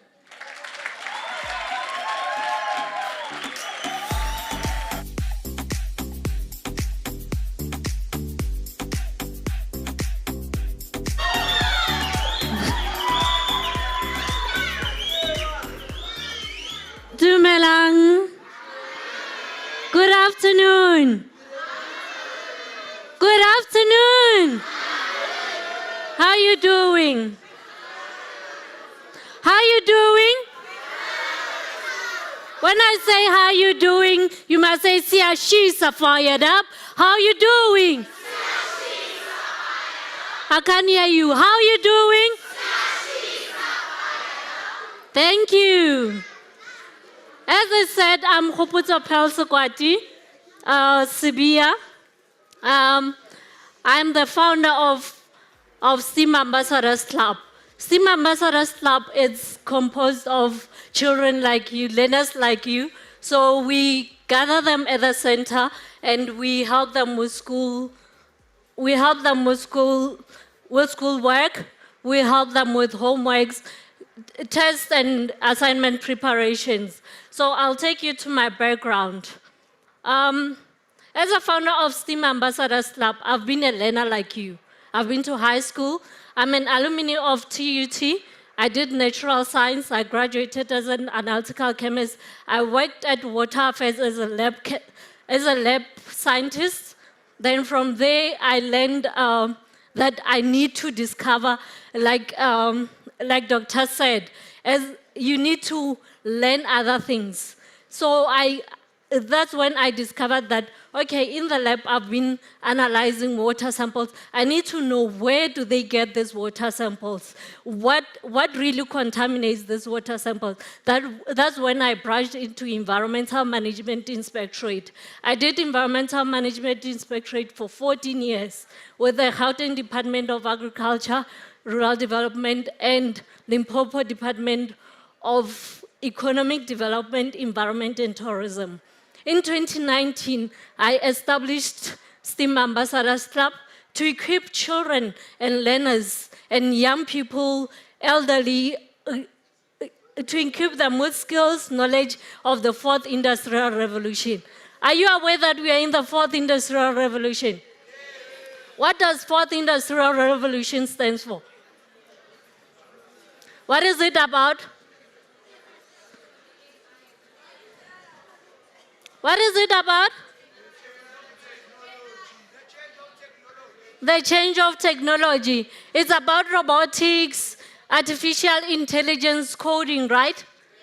Yes. So that's what we do at our center. We try to equip learners about that. And I published this book because I realized that the learners, when you give them a computer to code, they just go quickly and press and press. So I wanted the learners to understand, to grasp the coding concept before they can go there, so that when they get home, they can explain, okay, we're doing coding. What is coding? So in this book, we are explaining, we're simplifying it to you so that you can understand that coding is giving the robot instructions to do what you want it to do. Like you saw Smooth here, he was dancing, right?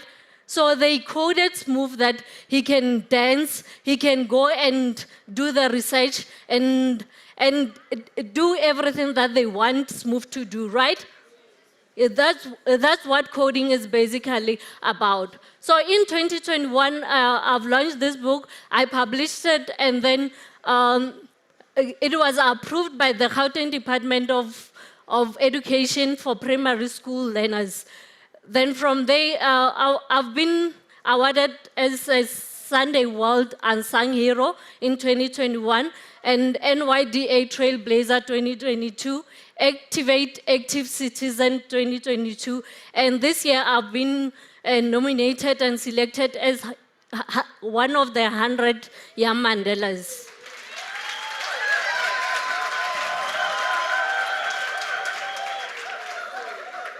STEAM Ambassadors Club advocates for science, technology, engineering, arts. On the A, we also added aviation, agriculture, because we've realized in terms of aviation, most of us, we don't know what they do at the airports. We know that when we travel, you board on a plane and then we fly. They're engineers, they're avionics. So we wanted to expose the learners to those fields so that you can get into those fields knowing that there are other careers. And we also advocate for mathematics and innovation. So we help you when you are doing the tech camps with us. You come up with ideas from the problems that you are having. So you come up with solutions to your problems. And we also do educational tours. We take the children from the rural areas, we take them to the STEAM field companies, like we'll take them to the airport where they'll learn about aviation, we take them to the science center, we also take them to companies like Coca-Cola so that they know that within production, there are other things that are happening. Did you go to the exhibitions? Okay, as you go to the exhibitions, you see the different things that they are doing at Sasol. So that's what we do with our learners. We take them to those companies so that they can see what is happening in these fields, right? So we want you from high school, we want you to start thinking of what you want to do in the future. So when you're thinking of being a doctor, we take you to the doctors so that you can know, you can see and learn from them and see, is it really that what I love? Do I want to be a doctor, or it was just something that I had somebody? So when you're doing hands-on experience, that when you'll really see that, okay, I love being a doctor. So these are the kids that are at our center. It's where they are learning and doing their school homeworks. We're based in Limpopo, Polokwane. And here is when they were doing a tech camp. And this was last year, September. And that was last year, December, during school holidays. They were designing their games. And here we were doing robotics lessons with the kids at the mall. Every January, there is an exhibition where we teach kids robotics. And here are our educational tours. We took the girls during the Women's Month. We took them to the airport in Polokwane. And the other one is where we took the children to the artificial intelligence exhibition in Sandton last year. And these are the kids at the science, doing educational tour at the Science Center at the University of Limpopo. And here is me and another learner who were launching this book at Mall of the North Limpopo. And we also collaborate with other STEAM companies, STEAM stakeholders. Here we collaborated with Africa Code Week, where we were teaching children at the rural areas how to code. We were giving them the basics. So coding is not basic, they have simplified it actually. Do you know what coding is? Which languages do they use in coding? What? C#. And the other ones?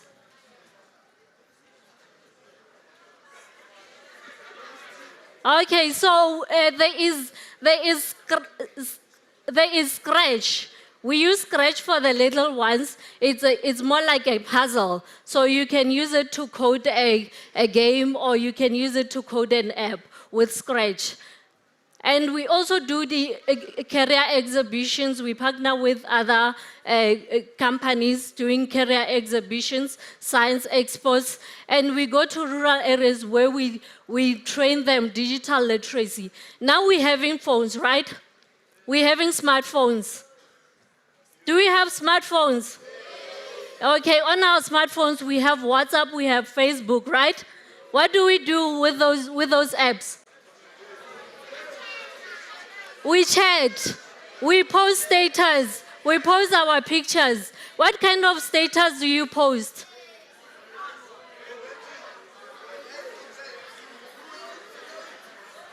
We post nudes on our status. Okay. We don't post nudes, right? Yes, so these are the conversations that we have when we are doing digital literacy training. You are not supposed to post nudes because whatever that you post on the social media, they're going to catch up with you. Have you heard people saying the internet doesn't forget? Yes, so whatever that you post now, it might catch up with you when you are in your 40s, or maybe you are in your late 20s, you just graduated, you are looking for a job, and then they go on the internet, they find you that, hey, this person has been busy on the internet. You've been bullying other people on the internet. So those things, in a way, you are branding yourself. You are building a profile for yourself.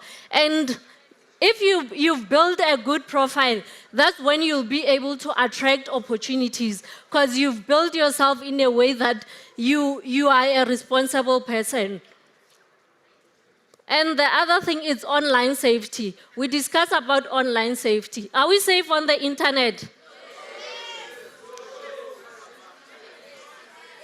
There are scammers on the internet. There are people who hack us on daily basis. What is it that we're doing to prevent to be hacked?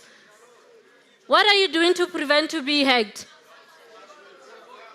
We check in. Do we check in? When you post your picture of you wearing a school uniform, you check in that you are at the mall, and the next thing, the human traffickers, they come after you. Are you aware of that?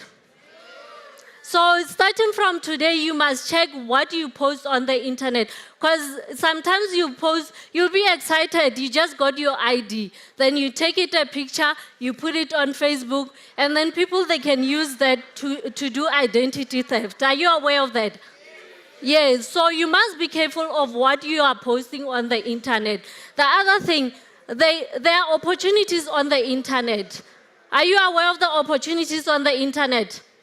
There are learning opportunities on the internet that you can learn. You can learn coding. You can learn how to be an artist. You can learn how to conduct yourself as a doctor or a lawyer.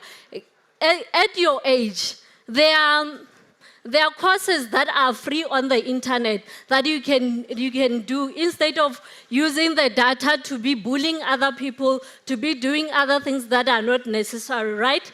You can go on YouTube and brand yourself. Like when you like cooking, you can brand yourself as a chef. At your age, we have people who are already making it. There are people who are MCs who are performing. They started on TikTok. Have you heard of a lady who was featured by John Legend? Yes, she was just singing on TikTok, right? Yes, so we can use our internet to access those opportunities and also to brand ourselves. Like we spoke about branding ourselves, you need to have a positive digital footprint. Having a positive digital footprint is you not bullying other people online. We bully other people online, right? Kaspedi will say, to scampe. So you'll be saying, if poverty looks like a person, and then you put a picture, those are bullies. Those are bullying tactics. So you need to retract from those kind of behaviors on Facebook. If you on Facebook or on social media platform, if you are trying to build a positive digital footprint. Are you aware that you've been bullying other people? What were you doing?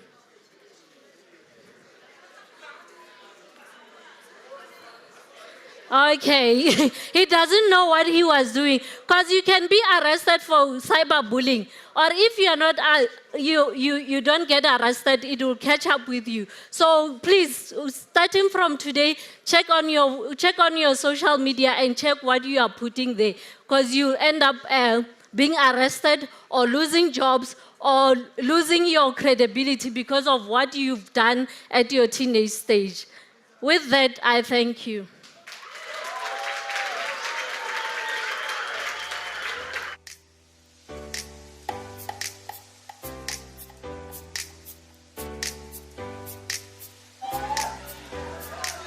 Thank you so much, Kopota, for sharing.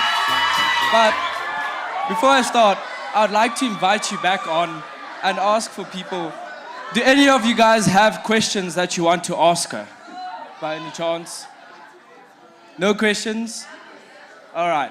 But I want to say is your presentation was great. That's why they don't have questions for you. But me personally, I'm one for aviation. So I just want to thank you for bringing more people into the aviation scene. And I'm sure a lot of us here will start doing research on your STEAM Ambassadors Club. So I thank you for all the work that you've done for us children and us learners. Okay, thank you.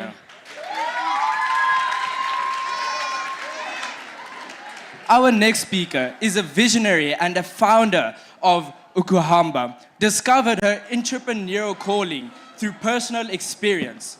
Her encounter with an amputee at a healthcare facility in Johannesburg ignited a drive to create a positive impact and enhance the lives of amputees. Please help me welcome Sibungile Mongadi.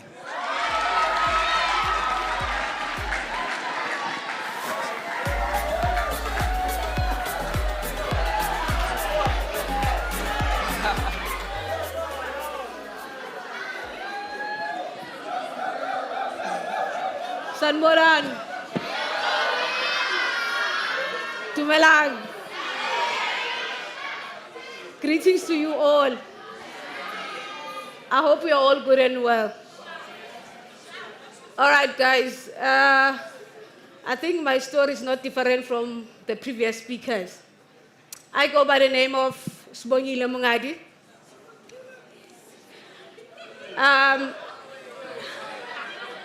So I think the question would be, who am I, right?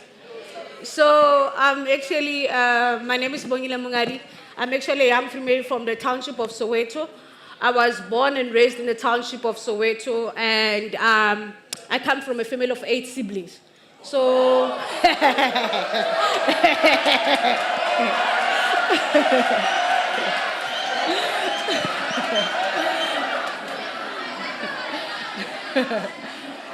so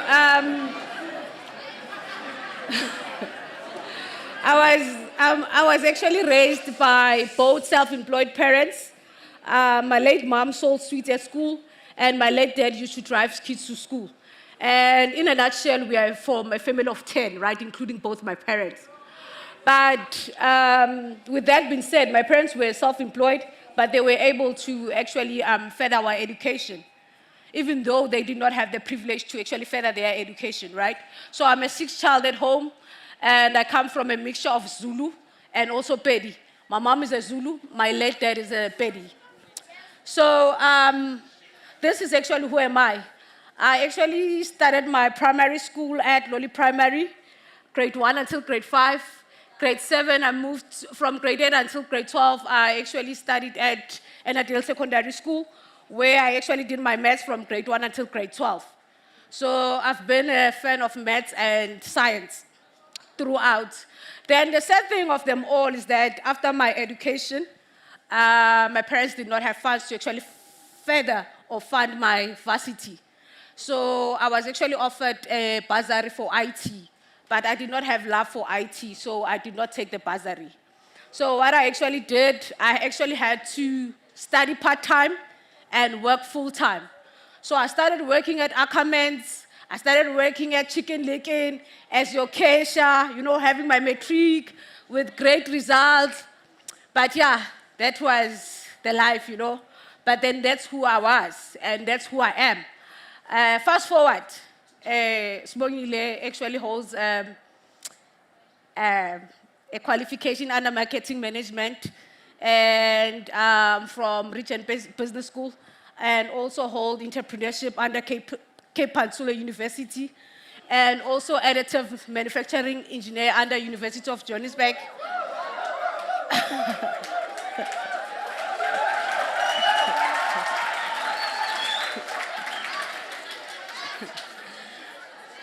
And yeah, today I am a certified mechanical engineer.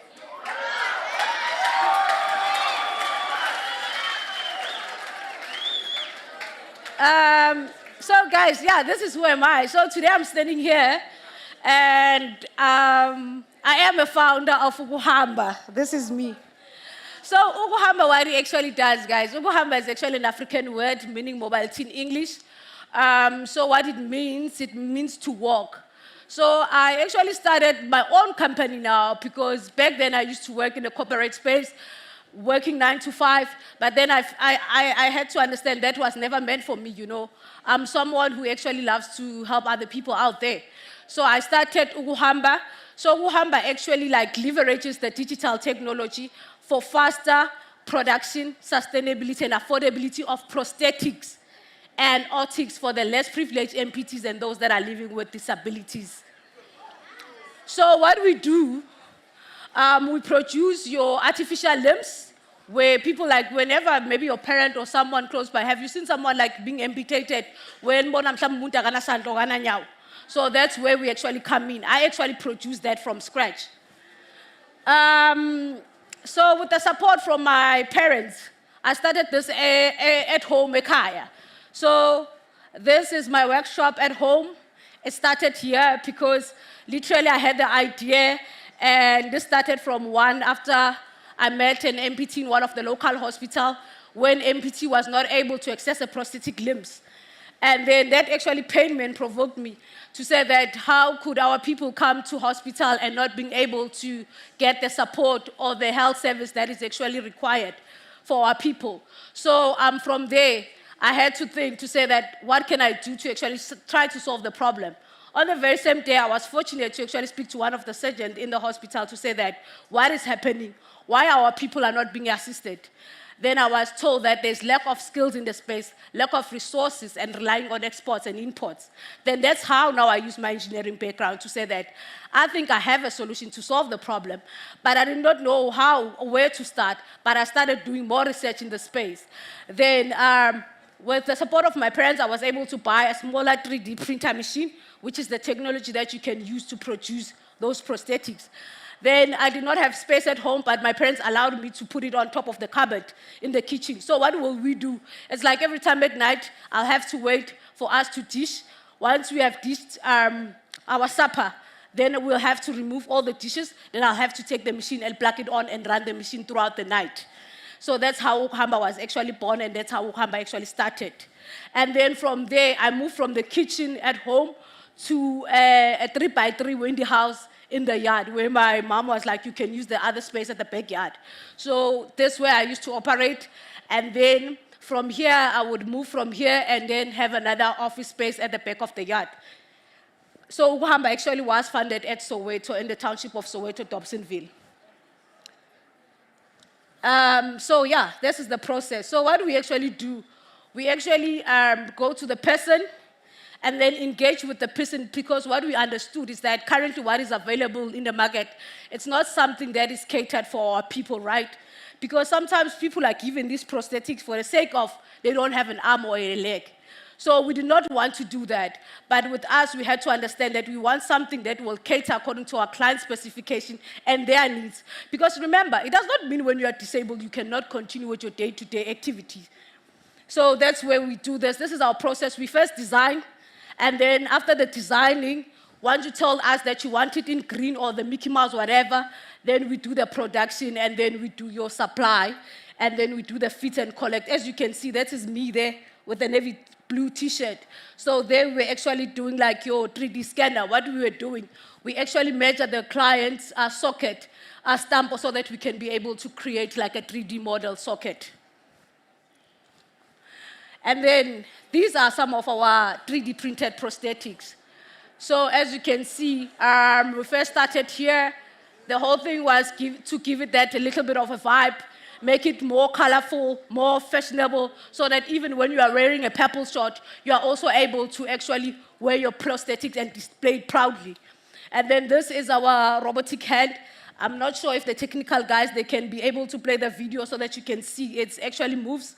It's a video actually on this one. And then as you can see, this was me last year with Cyril Ramaphosa.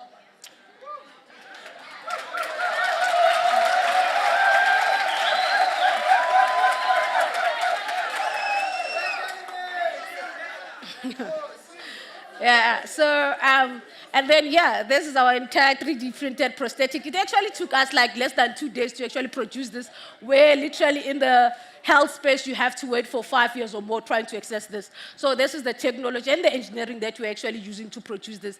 And this is one of the people that was actually wearing our prosthetics. So here we are having all types of prosthetic, which is your entire leg, your robotic arm, your plays or sprints. So this is actually used for people that don't have necessary like amputation, but living with physical limitation or disability just to balance the bone injury and whatnot. Then we use these kind of splints or braces. And then, like I said, that was me with your Mr. President himself. So I was actually called in one of the exhibitions last year where I actually had to showcase our innovation and do the talk, our presentation for the entire government and the presidency of South Africa. And then this is our 3D printed prosthetics. So this is our recent one. So with this one, is actually like it releases energy and also restore energy. So meaning the person can wear this while he or she is taking part in hiking or climbing mountains. It's able to lock itself. So the whole aim also is to make mobility accessible to our people despite of their backgrounds. Because now you would find most people, not most people have the access to the ones of Oscar Pictorias because they are more expensive. But now we are also coming into the market and say that even our people can actually be able to access this. And this, as you can see, this is the one of the design, and then the person is actually wearing it. So this is actually called Itemba. So Itemba is actually a mixture of our logo, as you can see. So the whole thing is to actually empower people that are living with disability and to tell them that it's okay, there's life after that disability. You shouldn't lose hope. Because at most times we tend to say that if you don't have any access to disability or mobility, we tend to say that that's the end of your journey. But it's not true. It means life still continues. So yeah, this is our Itemba prosthetic leg. And then, yeah, now we have moved from our backyard to an industrial manufacturing plant where now we are located at Strydom Park.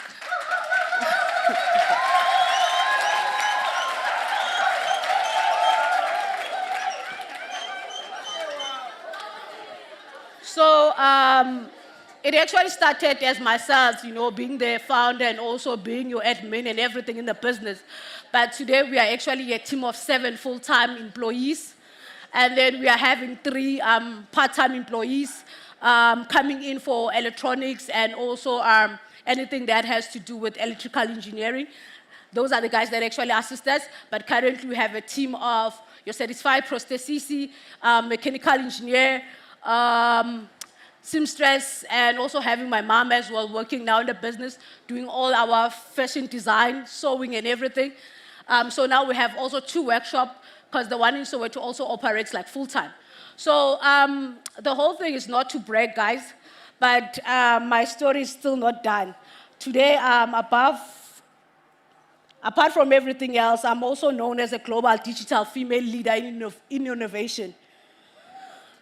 And also, I'm known as a top African woman in STEM.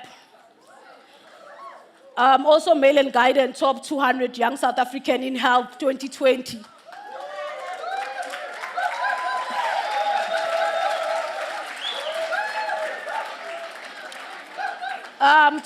Top 25 emerging social innovators across Africa. News 24 Next Young Nelson Mandela of the Future 2019, and also top 500 South African inspiring women in STEM, and also top South African shining stars in science and technology in South Africa. I think, guys, my list is endless. You can actually Google me. Then you can see my bio.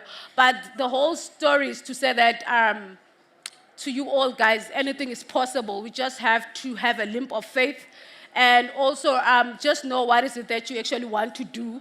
Because remember with us, we started this with no resources, but we were able to actually make the magic happen. So just try to, because currently you are still at school, seek help from your teachers, allow your teachers to be your mentors. Because even us now, as one being an entrepreneur as well, but I also have a huge network of mentors and also industry experts, because I may never know it all. Yeah, that will be my closing, that anything is possible.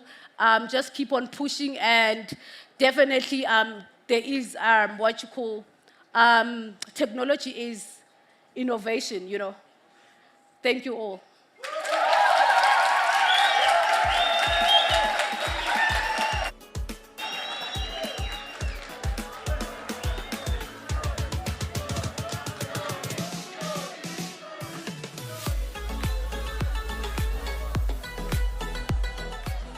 It is uplifting to know that there are no limitations. So, are there any questions?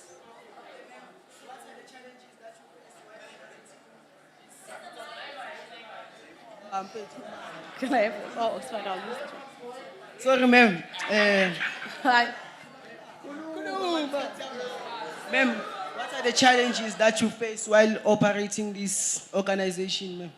Okay, so thank you for the question. Some of the challenges that I had encountered in my journey, obviously it was lack of funding, right? Because starting a business is not easy. Obviously you need a bit of a capital to actually try to access resources or get relevant equipment and whatnot. So with us, it was access to funding. It was a bit of a challenge. But however, how do we manage to overcome that? We're able to actually prototype, create something, you know, be that it was done from a sketch of a drawing and whatnot. Then we were able to present this to different stakeholders, trying to convince them this is what we want to do. And then other people were more convinced, but however, we were told that it's still like on paper. We want to see something that's more tangible, something that can have, you know, that functionality and all that. Then we had to actually try to access universities such as University of Joburg and access their 3D printer so that we can be able to create like a low fidelity prototype kind of thing. And then now, currently, one of the challenges that we also had, since now that we have been in operation, it was load shedding.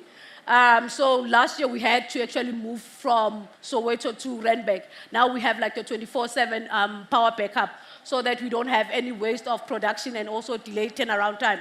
Because with us, we are able to tell you on the word go that if you come to us today, you will get your prosthetic or tomorrow. But now due to load shedding, we weren't able to tell our people that when exactly will they be able to actually access their prosthetics or any production from us. Thanks.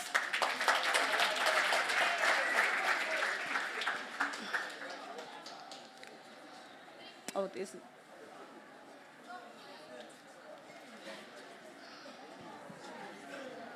What are your good moments and bad moments at the organization?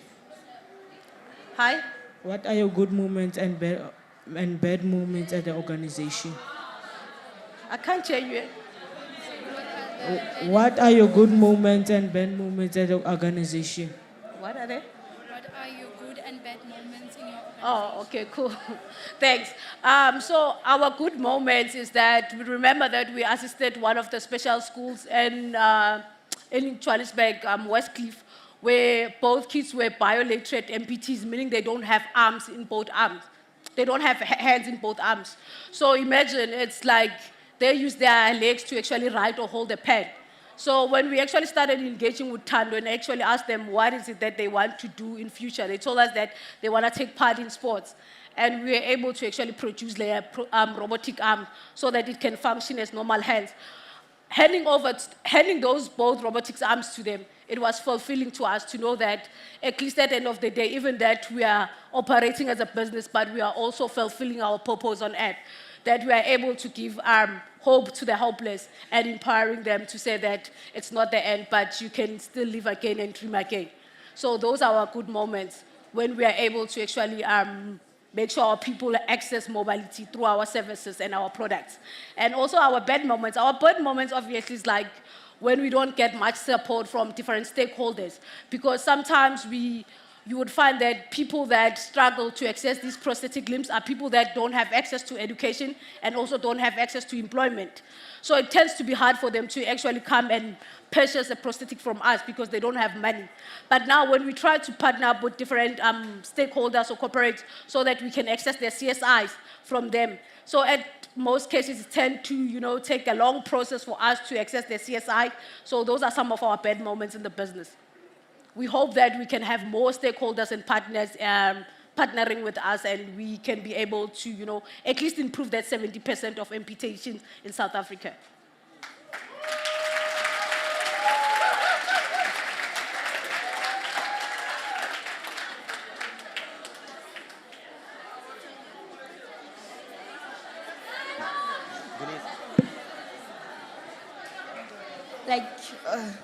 Have you ever come across any disappointments? Like, for example, you make this, your design, and then you find out that it doesn't work. Absolutely, so true.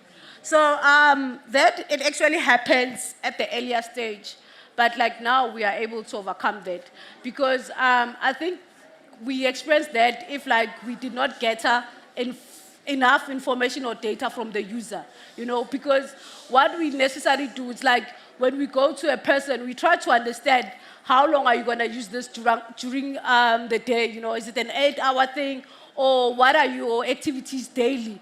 Are you someone who's driving? Are you into swimming and all that? So if we don't collect that data from a person, it tends to make it difficult for us because in that way we'll try to create something that's not meant for you as a user. Then when we give it to you, then it turns out that that's not what you actually wanted at the beginning. So those are some of the challenges that we actually encountered earlier. But now, for the fact that we use these technologies, it makes it easier for us to a sense that we can always do reverse engineering in all our design.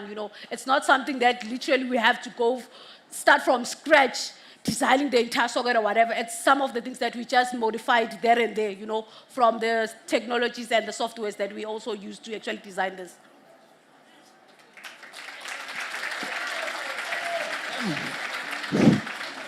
Ma'am. Yeah, ma'am. I have a question. Ma'am, I wanted to ask, ma'am, have you benefited from where you've started and where you are now, ma'am? Have I benefited from where I started and where? Yes, ma'am. Okay, absolutely.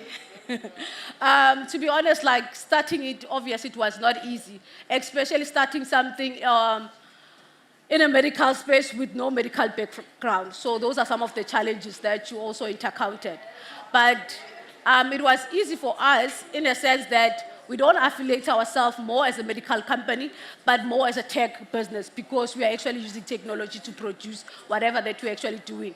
And when we look back in terms of the studies, according to World Health Organization, it is estimated that it's 1 out of 10 in low countries that have access to prosthetics. So we are actually trying to bridge that gap, And then currently when we are also impacting lives, that's what's fulfilling, and that's what we are actually using to actually measure our impact as well, to say that slowly but surely we're actually getting there. But the whole vision or the whole aim is to at least try to improve the 70% and make sure that our people have access to any form of mobility, because currently we're sitting with 69.5% of people that don't have any access to mobility. Yeah.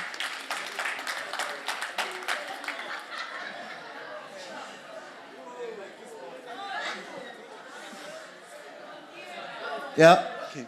Yeah. Okay, ma'am. Besides Ramaphosa, who else have you shake hands with? The big people. So, okay. I did not want you to put me on the spot, but I have shaken hands with Patrice Motsepe.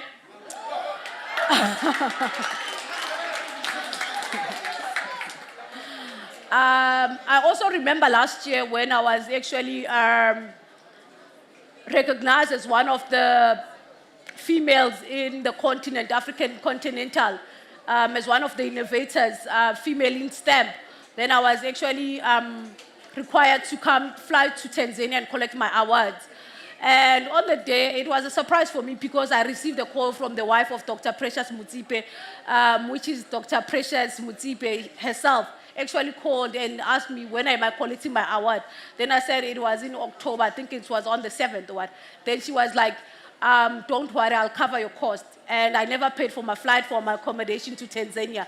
She actually paid for that for me.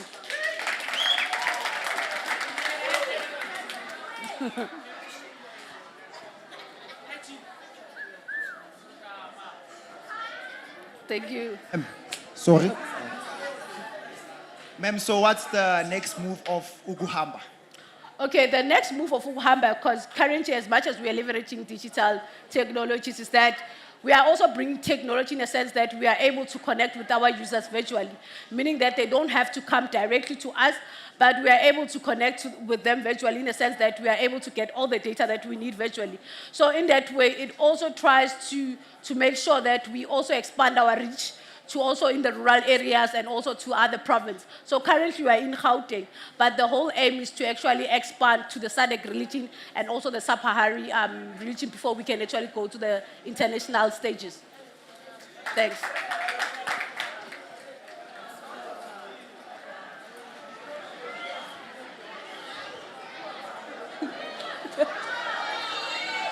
Oh. Can you please take me a picture if you don't mind? With my phone. Ma'am, you said that the legs are not as expensive as Oscar Pistorius. So I want to ask, how much do they cost? Which ones? Ours and Oscar Pistorius one? Yours. Oh, okay. So currently in South Africa, the price of disability is very expensive. Prosthetics actually starts from 50K until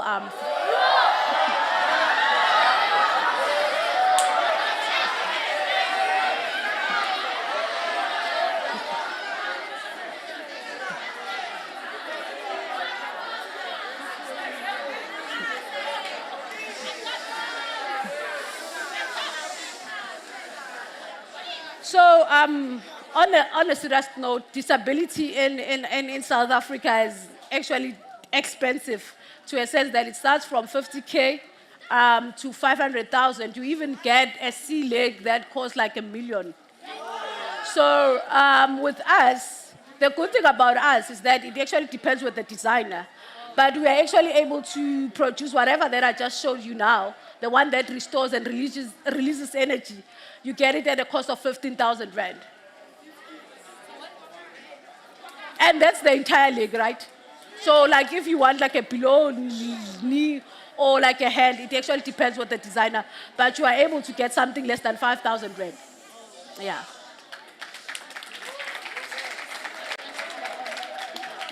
Thanks. I would like to ask, the prosthetics that you talk about, how do they actually work? Like, so in your advantage, do you like connect them to your nerve impulses so that you can move them easily, or? Okay, a good question. So with our, what you call the below prosthetics, which is your entire leg, so those are standard prosthetics, but apart from the one that I just showed you, the one that has a mechanism where it actually locks itself and also can release and restores energy. So that's meant for people that are also into sports and whatnot. But also the ones with your mechanisms such as your pulse, to measure your pulse and whatnot, we use that electronics for your robotic hands and your bionic hands. Because with us, we don't just produce hands that cannot be functional, but we want hands that can also mimic what the other hand can actually do. So with all our hands, they are actually robotic hand and also bionic hands. I hope I've answered you. So meaning that they actually do have electronics, you know, where you can use your pulse to measure temperature, allow the movement of the finger to hold and to grasp. That's why I said earlier on, we have like a team of 3 that works part-time that do the electronics and coding for us. Thanks.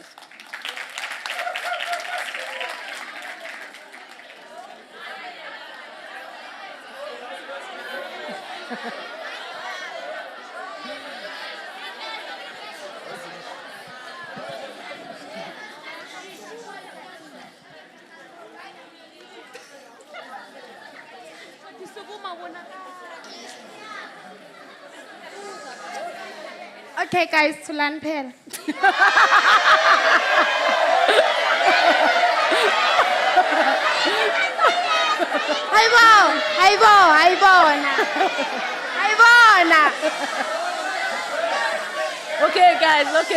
Okay, guys, order again, guys, please. Guys, Let's give woman her some ngakhuluma attention. ngenze next. Yeah, okay. Ma'am, so for an example, you came across some street children, and then maybe one of them doesn't have any arms. So they're in need indeed. And what do you do with them? Maybe they cannot afford the money, they don't have parents. What do you do with them? Okay, so just to answer you 101, that's why I was saying that I think those are some of our bad moments in the business because obviously we also need to procure like raw material in order for us to actually produce this. So we do assist depending on the situation, but on such cases, that's where we actually call corporates to come in and partner with us so that they can actually allow us to use their CSI. Then in that way, we are able to assist those people that come from the less privileged backgrounds. And then what we do, if let's say, for example, if Sosol has partnered with us or Coca-Cola, then we are able to actually produce and create a prosthetic and also engrave it, have like your Sosol to say that's what's sponsored by Sosol or Coca-Cola. Yeah. Thank you so much.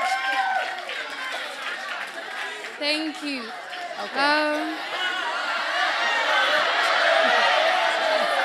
People, hello?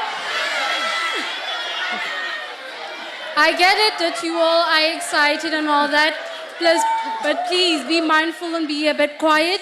I think you also that there are other students left, so we're kind of like taking rotations and all that.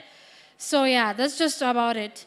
So our next speaker is the co-founder of Botlhale AI Solutions, a company which aims to produce software that uses artificial intelligence and machine learning to better the lives of South Africans. Please let's welcome Thapelo Ntite.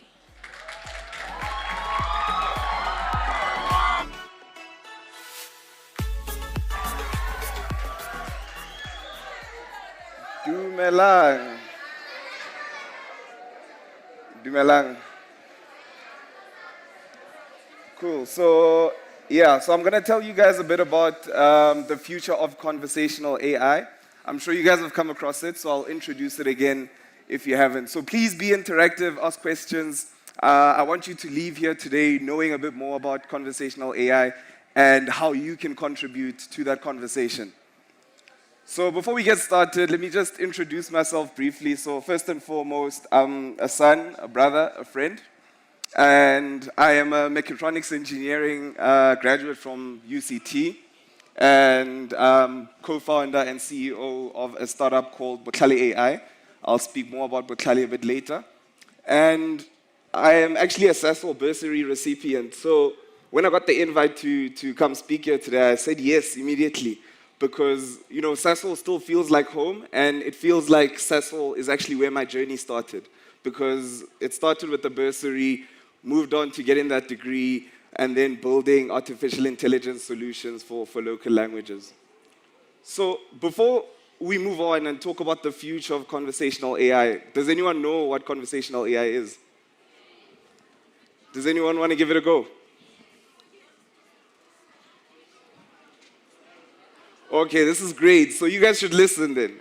So conversational AI is basically a field of AI or artificial intelligence that simulates human conversation.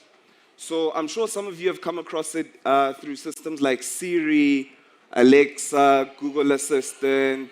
Yeah, so these are systems that you can speak to and they will respond to you in a very conversational way, right? So very similar to how a human being would respond.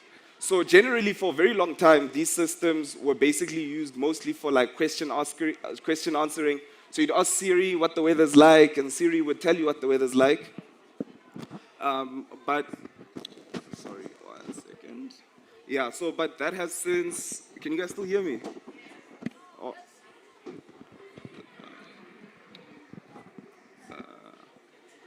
Can you hear me now?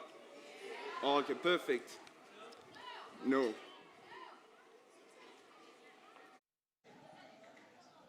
Okay, cool. Thank you. Yeah, so usually these systems are used for like question answering, FAQs, Alexa, what's the weather? Or Siri, what time does Pick and Pay close? And stuff like that.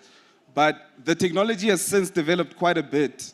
And now we've got something called generative AI.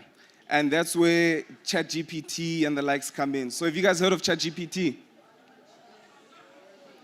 So these systems basically, unlike the series of this world, ChatGPT and platforms like that, actually generate content when you speak to it. So you can ask it to write you a summary of an essay or a book or whatever, and it will generate that from scratch.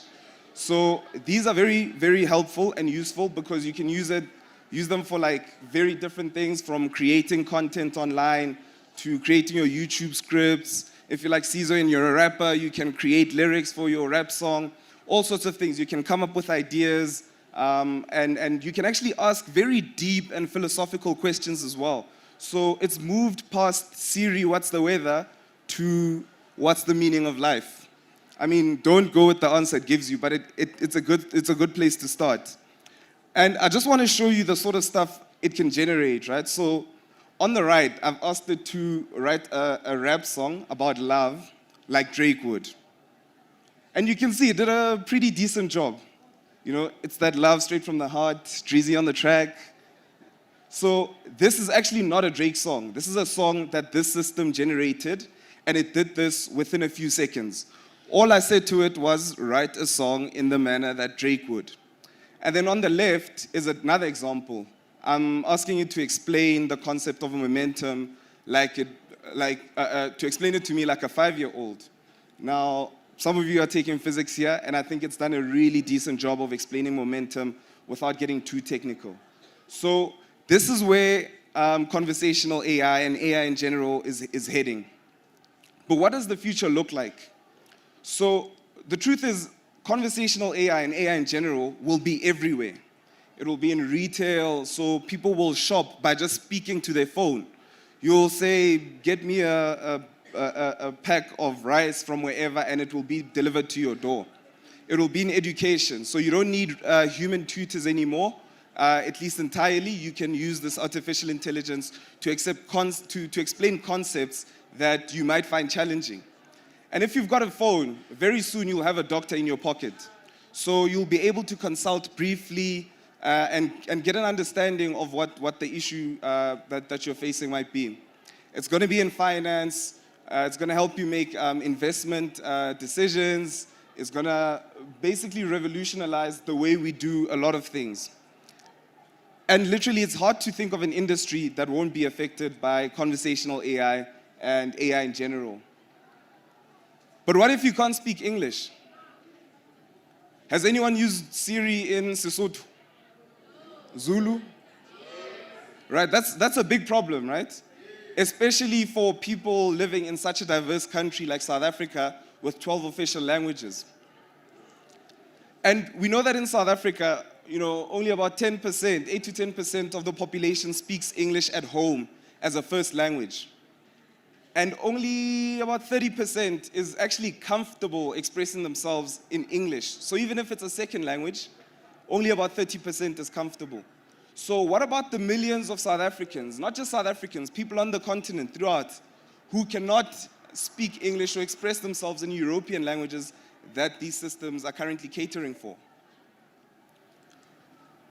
And the sad reality is that, 10 of the world's 7,000 languages make up about 85% of the internet, right? And in South Africa, we all know that a majority of the internet and digital services is English, right? And a lot of these AI models that I showed you earlier on are trained on content that's on the internet.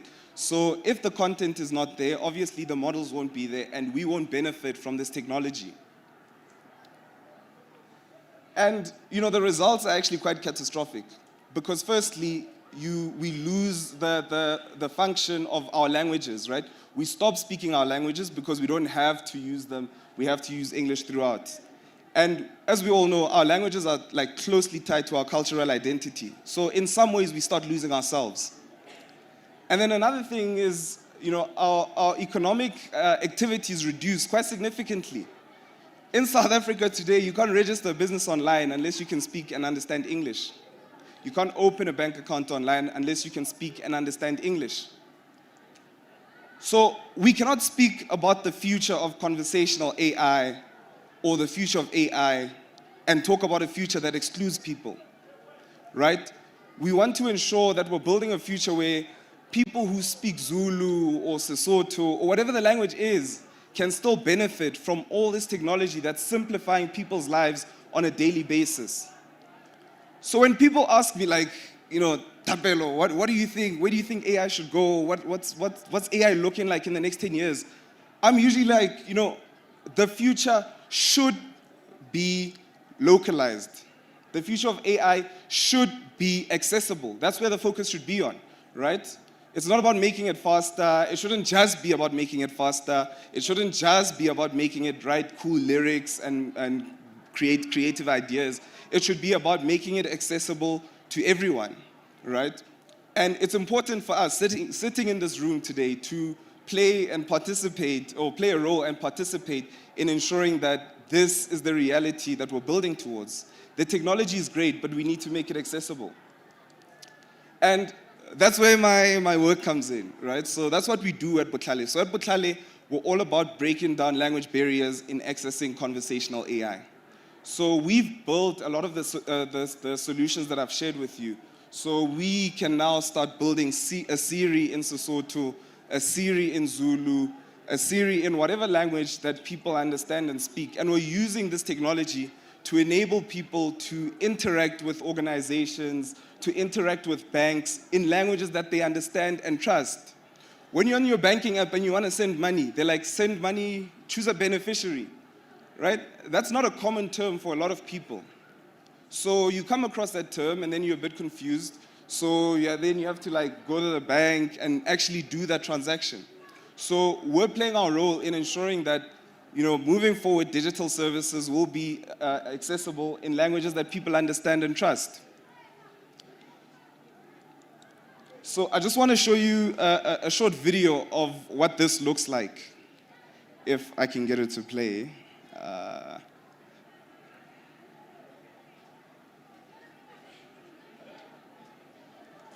Nope. Oh, okay, they're going to play it that side.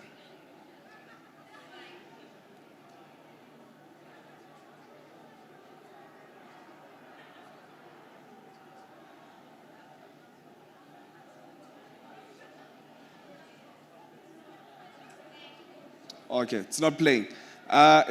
But if you visit our website, you'll see a lot of these videos where we show how people are now starting to engage with their banks, with service providers in languages that they understand and trust. So in this video that I wanted to show you, this lady, Sizotwa, was speaking to her bank in Iskos, right? And she's got a virtual assistant, basically a Siri, who's helping her transact in a language that she understands and trusts. And there were a lot of other people doing the same thing in different languages. So please do visit our website to check the work that we were doing in this space.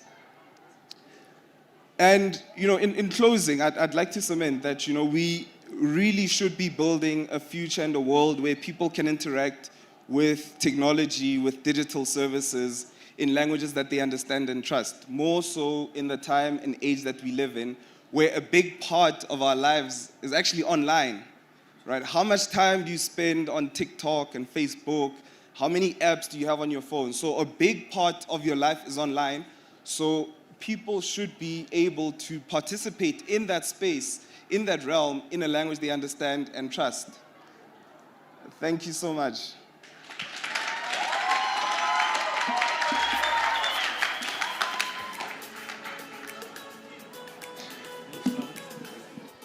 Before we say goodbye to him, does anybody have any questions for Tapelo? No? Okay. Well, please make sure to, if you can find them, please go and find our speakers afterwards. Well, we have reached the end of our session. To everybody that is online, thank you for sticking with us. It has been incredibly and truly inspiring, thought-provoking, and informative. All the things that the STEAMY heroes promised. Thank you for sticking with us. But now it is time for us to take a 1-hour break or a little bit extra. I think we have a little bit of extra time. Once again, thank you to all of our speakers. You were all amazing. I was even inspired. I think one of the biggest things for me was seeing how in Africa, our development is quite parallel in the sense that we have to catch up with what the rest of the world is doing, but we still have we have a lot of base level problems that we need to also be developing at that rate. So thank you to people like Thapelo who are developing and solving problems like that. Like I said, we are at the end of our second session of the day. We will be back at 2 p.m. for our third session, which is Professions Unplugged. Remember, to everybody that is going to go to all of the exhibitions, and if you're online on the TechnoX website, that's technox.co.za, check into all of the spaces so that you can earn points. And at the end of the day, we're going to have a leaderboard with the top 3. For now, I will see you later.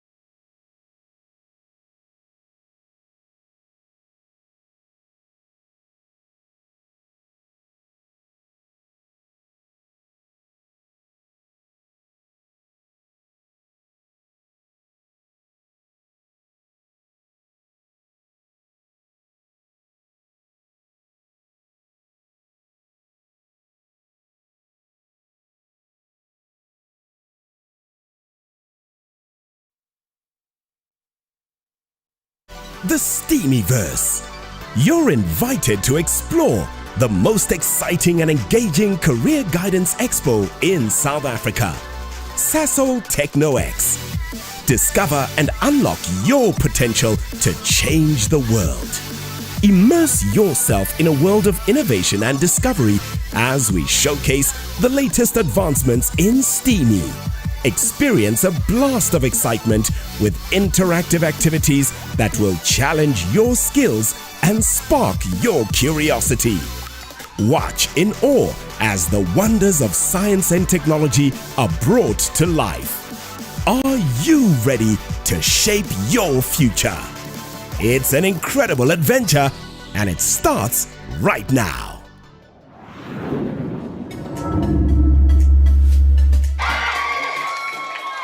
Hello, good afternoon, everybody. Are we all good? Well, that makes me so happy. I've been having such an amazing time with you guys, exploring all the exhibitions and listening to all the talks here at Sasol X. Now, I know it's a very exciting day. We just came from outside. There was music playing. But I'd like to please ask for all of us to just calm down. So let's do a nice deep breath in. Hold it. Hold it. Don't let it out. And out. Again. In.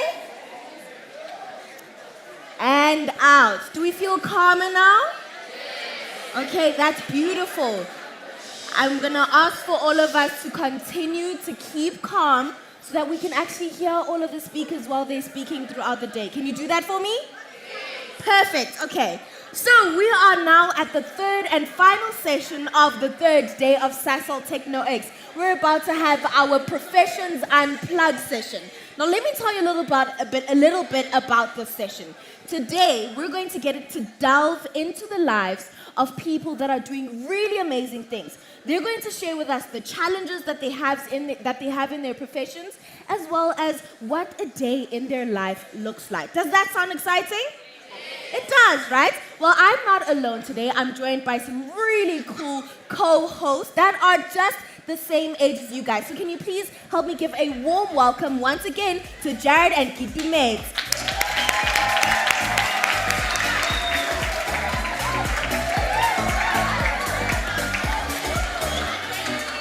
Alright, so Jared, did you hear that we have prizes that we're giving away throughout the week? Yes, we did. You did hear, right? Now, we have a few prizes that you guys get to win each and every time you check into the exhibitions. How do you check into those exhibitions? Do you remember? Yes, How do you check in? By scanning the QR code. Okay, so when you go to each of the exhibition sites, you scan the QR code and you interact with us on social media, okay? So there's various ways in which you can win prizes, such as when you post onto your social media, you're gonna tag Sasol Techno X, okay? So you tag Sasol's page. On Instagram, it's Sasol SA. On Facebook, it's just Sasol. And use the hashtag Sasol Techno X, all right? And if you get 20 likes on your post, you get points. Simple things like that. And there's other ways that you can get the points. We've got really cool things like LED lights, selfie sticks, and other exciting gadgets that we have. Now, we are about to get into our first speaker of the day. Do you guys want to know who the speaker is? Please. Alrighty. Now, our speaker right now is somebody that is a leader in their profession, right? This person is an archaeobotanist at the African Center for Coastal Paleosciences, Nelson Mandela University, where she's conducting her postdoctoral research. She completed her studies with a Bachelor of Sciences, a Bachelor of Sciences and Honors, a Master of Sciences, and a PhD. How cool is that? Yep, all at the University of Witwatersrand, where she was trained in the methods of archaeology. So, ladies and gentlemen, boys and girls, please help me welcome to the stage, Bongegi Lezwane.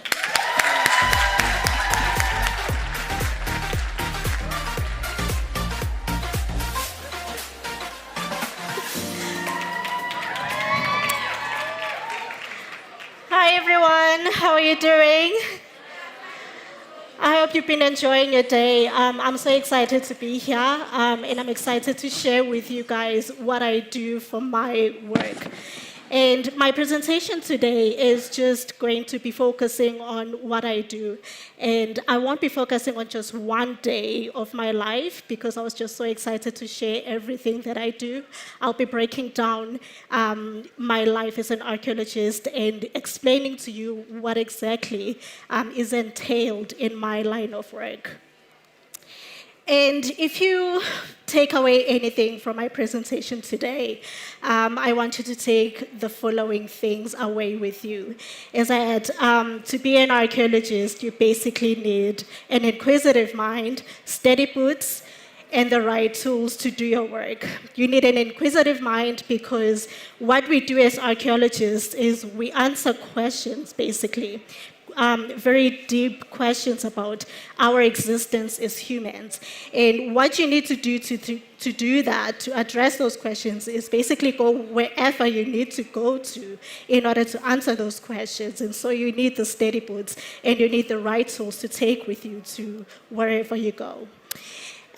Just to cover the basics, archaeology is basically concerned with studying the human past. And what we do is we study what makes us human, the human origins, as well as how did we come to our current level of cultural development. And that's the entire scope of the research that we do. And what my contribution to that research is that I study how plants actually contributed to human development. And basically, what you need to consider in order to do my work effectively is to look at human life as being interconnected to many different things out there, as connected to nature and everything that is out there in nature, the plants, the animals, the landscapes that we live in. And you always have to think in this very complex way when you actually study human history. And basically what is entailed in my line of profession is many days, which I'm going to start going through right now. But the very first step of being an archaeologist consists of finding the sites where people used to live in the past, and that includes a lot of surveying for them, looking for them. And they can be found in many different places, from the coastal areas to the dry deserts, such as the landscape that you're seeing on the screen right now. We find archaeological sites also in mountains. There's quite a lot of them that are actually found in mountain areas in South Africa and the interior of the African continent. Some more example of some of the landscapes that I'm currently actually investigating or contributing towards the research of. Very beautiful sites. This is where you can expect to sort of work as an archaeologist, especially as you're surveying for sites. And then what comes after that is actually recording those sites and digitizing their contents. And we use very many different tools to do that. For example, what you're looking at, that's me with a total station trying to record one of the sites that I've worked on in the Free State province of South Africa. And just to show you some of the cool places that you can expect to work in as an archaeologist of any kind, archaeological sites are basically found in many different formats. They can be open-air sites, they can be found in rock shelters, for example, that one. They can be proper caves, and some of them have very stunning views, like the one that you see at the bottom of the screen over here. And right after finding these sites and actually recording their location, what usually comes after that is the excavation for the actual contents of the sites.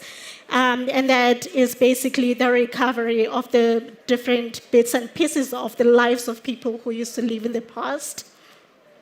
And then after that comes the sorting of that material, and the reason why we do that is so that we can send different material culture or the different materials to different specialists in order for them to actually study and tell us what are these materials that we're finding back in prehistory or in history. And now I'm going to focus on my specialty, which is archaeobotany, and that is the study of plants from archaeological sites. And what that means is that I am one of many people in the field of archaeology who is concerned with just understanding what is the implication of all the different plant remains that we find in archaeological sites.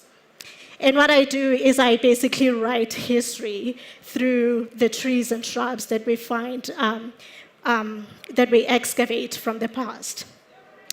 And basically, most of my days are just basically made up of me trying to figure out how can I turn a little bit of piece of charcoal into an environmental proxy or a vegetation proxy. And the way in which I do that is I ask even more questions. How can I actually look at the structure of wood in order to understand what taxon it is? And what I do then is that I do more surveying. I look at the contemporary vegetation, the vegetation that's growing today, and I create a comparative database in order to see how the vegetation that we're finding in the past is related to the one growing today. And that involves a long list of different tools, but at the end of the day, what I want to achieve is basically creating an archive of, the many different woody vegetation resources that we have. For example, this one I collected in Malawi very recently, and I will use it to compare to the archaeological charcoal. And then a very big part of my work is concerned with doing microscopy, which involves simply looking at the charcoal remains underneath the microscope and looking at the internal structure of the wood in order to make sense of what kind of plant I have. And what you're looking at right here on the corner is just how wood looks like underneath the microscope. And from there, I can be able to relate the vegetation we're finding in archaeological sites to the vegetation we have today, growing today. And the cool thing about that is that you get to reconstruct many different types of environments in the past.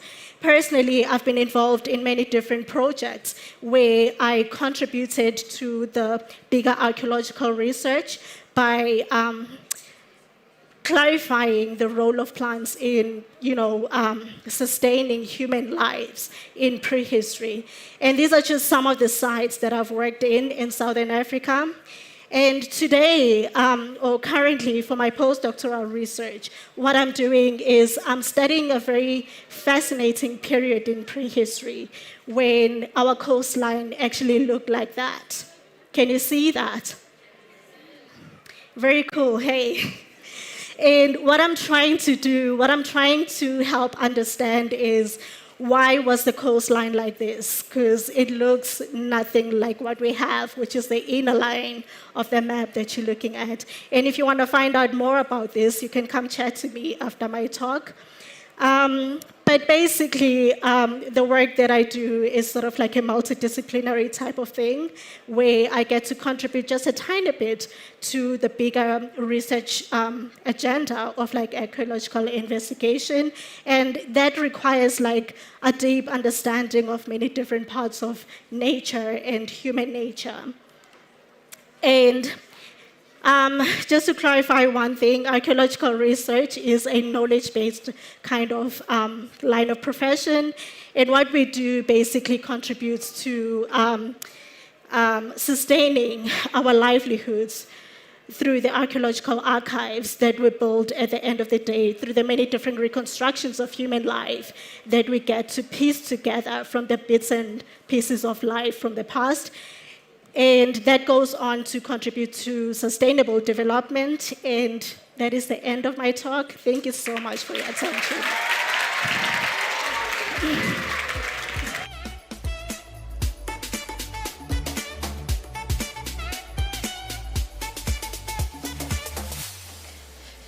Thank you so much.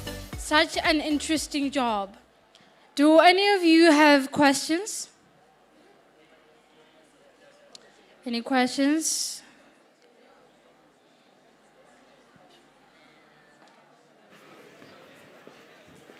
Hi.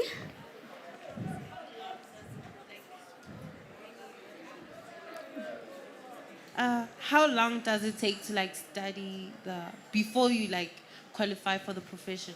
Mhm. How many years or months does it take to complete it? To be a specialist like I am. So what you need to do is do your bachelor's degree, your undergraduate degree, which is normally 3 years long, and then you need to go on to do your honors degree in order to have experience with just conducting research. It's always advisable to go on and do your master's, and a PhD is just, the cherry on top of the cake, but you can basically do what I do with the master's. So you definitely need those 3 degrees, which are very much attainable. Yeah. Thank you. Do you need maths in order to do this? Yes, it's advisable that you take pure maths, not just maths lit. You do need an understanding of, just how to quantify your results at the end of the day, because that's a meaningful part of interpreting them.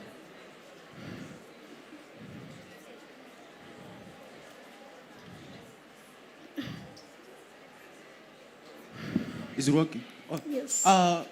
Can I ask, do you get paid, can you get your salary scale? And are you employed by a company, or do you just work alone?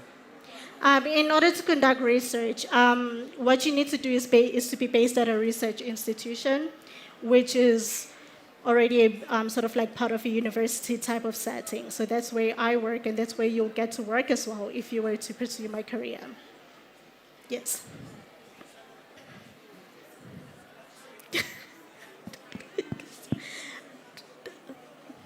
I wanted to ask, is this like a type of manual, what can I say, job, or you know what I mean, use your hands all the time, or? Yes, you do need to be very flexible, not just with your hands. Like I said at the beginning, you need very steady feet as well. And just be willing to do whatever it takes to actually complete the research itself, because it involves a lot of handling what you need to look at under the microscope or digging for it. So you need to be very flexible. And yeah. Okay, thank you. Thanks. Hi. May I ask, is it like a hard job to do? Is it like a 6 to 6 job? Very good question. I wouldn't say it's a 6 to 6 type of job. It depends on how much you get involved with the research itself. But personally, I know that I spend more than that much, but on a very voluntary basis, because I love what I do.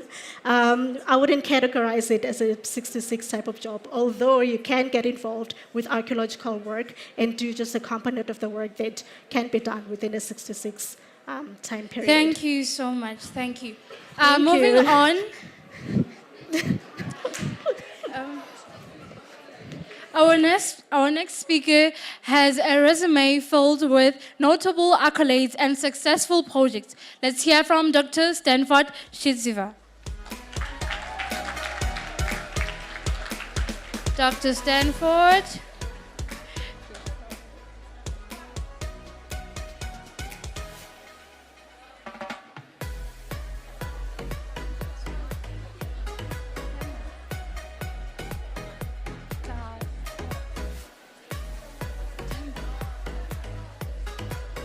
Okay, thank you.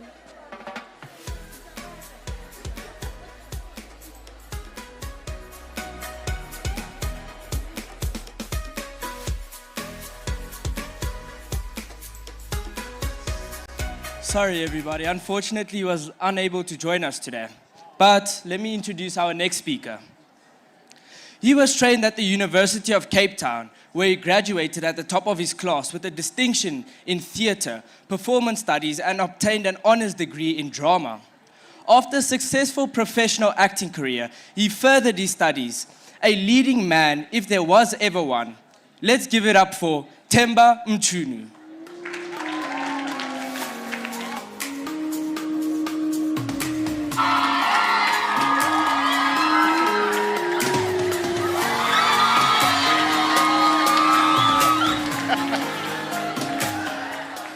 Hello. How are you doing, guys? How are you doing? Fantastic. So I'm just here to share a little bit of what's happening in my world of cultural production, okay? So, but before I do that, I just want to take you a little bit into a bit of background, okay? So, this is what happened.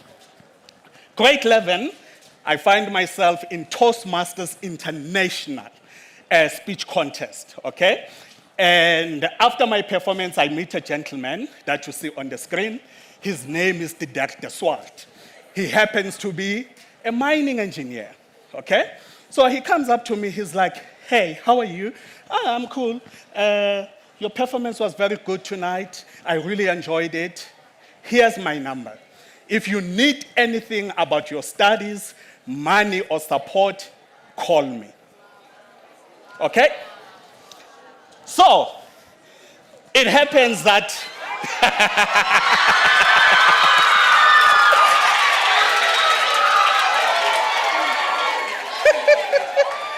okay, now I grow up in Secunda, just across the road where I live, the Sasol. The same Sasol that you have here, we have a Sasol in Secunda. So, yes. So, all I grew up knowing it's about going to work at Sasol, do BSc, do BCom, do all the cool stuff, okay? So no one was talking about studying the arts at a university whatsoever. So I had to fit in within the box that had already been constructed for me, all right? Coolio. So you saw Steve Harvey, okay? I did a very exciting project with him working as a cultural producer, and so I had to do quite a lot of cool stuff behind the scenes. So in front of the camera we're together, but behind the scenes I had to literally work out the whole production for that project, okay? So then it happens, I complete my studies, I go to VETS, and when I go to VETS, what do I study? BCom accounting, okay? Oh, there. So I do BCom accounting for 2 years, and then after 2 years, I realized that this is not me, man. I know, okay? So, remember, now it's 2 years. I'm left with 2 years to complete my studies, right? Then I pick up my phone. I call this gentleman you see on the screen, Edwin Creel. So he happened to be my mentor. Yeah. He happened to be my mentor, but also my sponsor. How did he become my sponsor? My mother was working for him, but my mother worked only 2 months for him before she passed on. So now my mother passes on, the following day, I'm starting my matric exams. Okay? So, cool. Then I realized that, all right, Edwin, I've been here at VETS for 2 years, and listen, I just want to change my course of study. He says, are you sure this is what you want to do? I'm like, eish. Then he says, let's look at the money that we have already spent to get you this far. And then, so you understand the financial implications of what you want to do next. We sit down, we draft everything. Then he says, you're going to sign here that you're going to complete your next degree. And I'm going to sign here that when you finish studying, you're going to pay me back what you're going to spend. Okay? Cool. So that's a detour, all right? Then I finish at VETS. I study at VETS, film and television for a year. Then the following year, I remember, hey man, I wanted to master the art of theater and performance. Then I pick up a call again. I say to Edwin, I'm actually leaving VETS. I'm going to UCT to specialize in theater and performance. So to cut the long short, I get to UCT. I finish my first degree. I graduated at the top of my class with no background in theater and performance from school. And when I finish that, I get a bursary to do my honors. But before I get a bursary to do my honors, I get a top award with a fat check. The fat check now, it puts me where? On the newspapers. Now people are calling me. We saw you on the newspaper. Where are you? What's going on? Hey. My friends I was studying with BCom at VETS, they're like, hey man, this is great, man. Hey, you're doing wonderful, okay? So, connecting the dots. I finished my studies as a theater and performance graduate. I was working already, working in radio, doing adverts, doing theater productions. Then I'm like, nah, I want to do the business of theater. I don't just want to be the guy you see in front of your television. I don't just want to be the actor you see. I want to understand the behind the scenes. What makes this actor look so good? Okay, so that's how, therefore, my career began as a cultural producer. Then I started my company called Themba Mqunu Theatre Company to purely focus on production. But obviously, I was doing other cool stuff. So what do? I connect these dots. You see all these professions there? I work with a creative team, amazing creative team. Some of those people are people who are here. As if you look at the back, there are gentlemen with their cameras, there are guys on the sound booth, there's a guy who's on the lighting desk. All of these guys are specialists in what they do.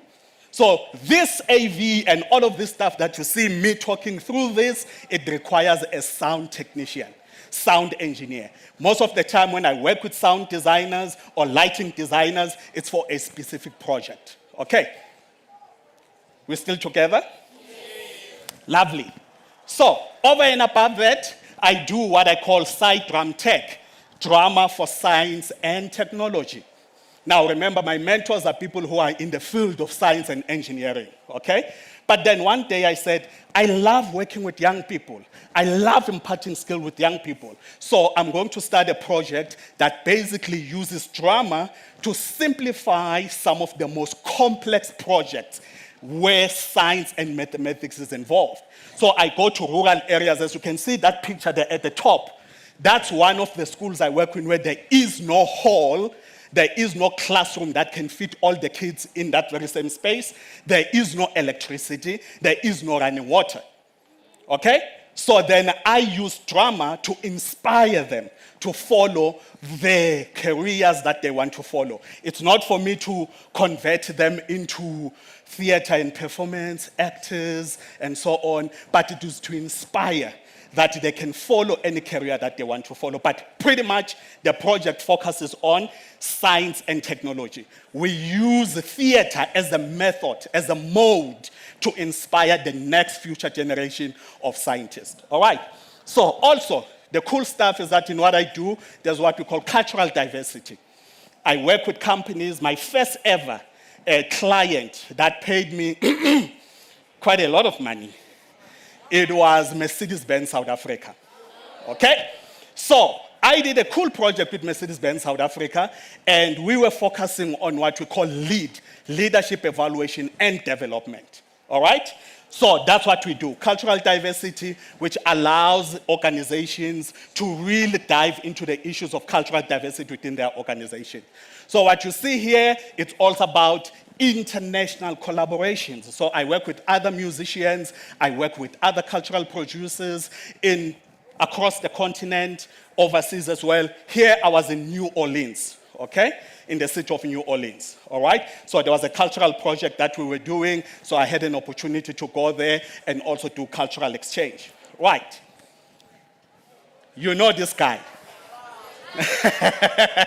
So I said to Rasta, we were doing a project in Durban.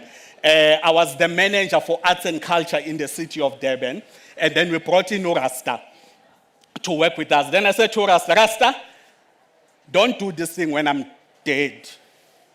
Do it now so I can see how my portrait is going to look like. So with this one, I just want to say to you, you can do performance studies, you can do visual arts, it's up to you. But at the end of the day, you have the choice to decide what you want to do. All right? Lastly, these are the projects that I do. I've already told you about Themba Mqunu Theatre Company, what we specialize in, which is about igniting the workforce, get your workforce to do the amazing stuff behind the scenes. Then I've got Amagwinya RSA, which is a project I recently started, which basically wants to commercialize igwinya. So igwinya shouldn't be the thing that you only eat ekoneni, at the taxi rank and so on. We are taking igwinya to the world. So that's my next project. With that, I want to say to you,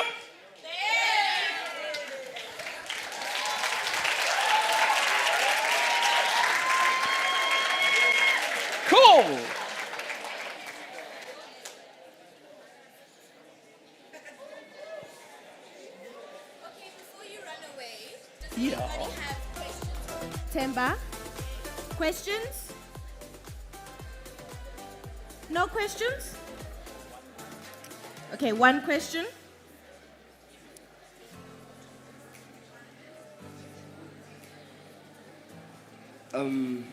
Hi, I wanted to know, like, how did you feel when you met Steve Harvey?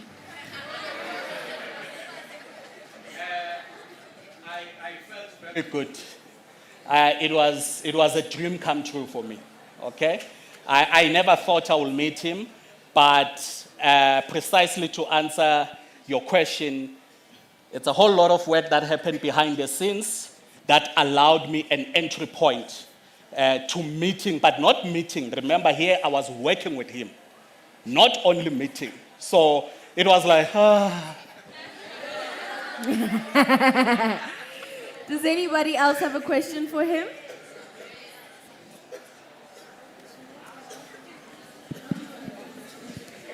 I wanted to ask, when you were doing theater and when you were in uni, like was it a theory or practical based type of study? Like was it theory or practical, or was it both theory and practical? okay. So she's asking, when I was doing theater and performance, was it practical or theory and all of that? It's pretty much 98% practical. So that's the reason why I wanted to switch from studying BA theater, film and television, because that's quite a lot of theory, etc. Then you go into the studio, you do all the other stuff. But my focus was mainly to perform. So I wanted to understand the intricacies of a performer. So I went to UCT, to pretty much where you live and breathe being on stage Monday to Sunday. Yeah. We please all give it up for him one more time. Okay, this has been such an insightful talk. Thank you so much for sharing all that you had to share with us. What was your favorite part of his talk, Gitu? Him being brave and all, and changing doing his dream and following it and all that. Yep. Thank you so much. Thank you for joining us. Thank you.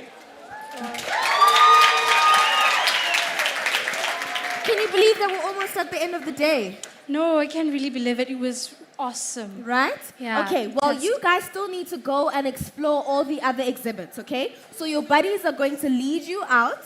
Your buddy / your tour guide is going to lead you out so that you guys can explore the rest of the exhibits. And to everybody else that is still in the room, we're just going to take a bit of a break, about 3 minutes, while we wait for the other kids to come in, and then we're going to have our next speaker for the day. Thank you.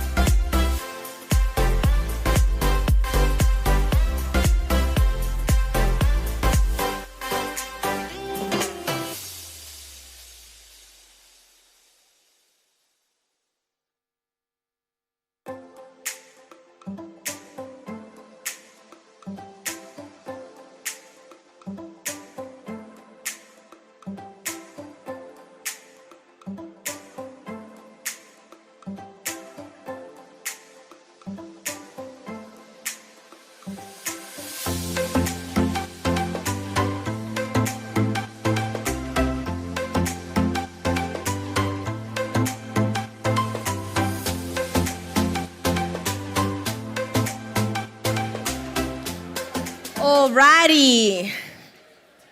And we are back from that little break. I'm sure you guys got a bit of time to discuss the talks with your friends in between. I hope you were discussing the talks in between all of that. Well, let's get right into our next speaker. We heard from him earlier on in our STEAMY Heroes session, but let's hear from him in our Professions Unplugged, because I'm really interested and looking forward to getting into a day in his life. He was recently celebrated by the Mail and Guardian as one of South Africa's 200 young South Africans. He's an architect and net zero accredited professional that started his practice, MSSA, in January 2017. He's grown the practice into an industry leader that has completed some of the most pioneering green buildings in South Africa. Ladies and gentlemen, boys and girls, please give it up once again for Mark Sherritt.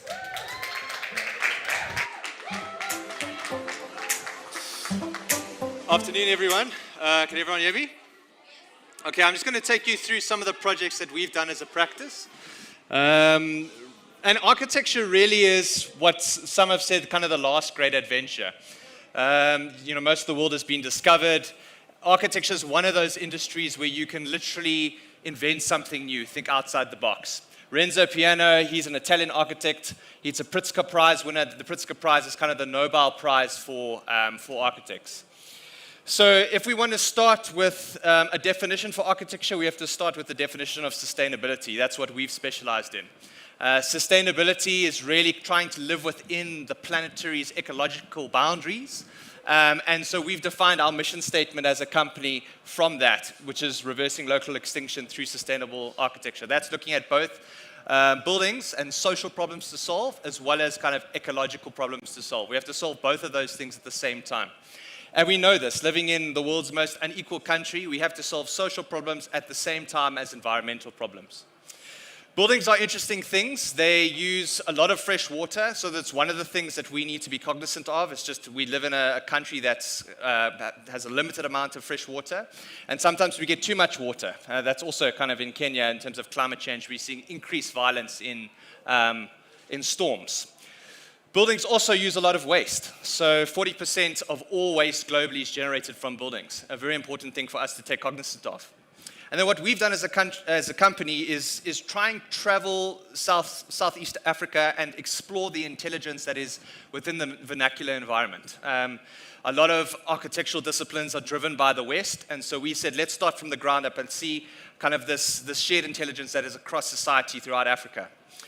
Working from the Okavango Delta in Botswana, we're seeing radical climate change in terms of the way that landscapes are changing after time. So you're seeing the Karoo change to hardcore desert. You're seeing these incredible villages like this is in Wakkerstroom, where again we lived with the community and worked with them. They protect this grassland landscape from an endangered bird species. People come from all over the world to see this endangered bird species. And this is not formally protected by some government scheme. This is, kind of informal.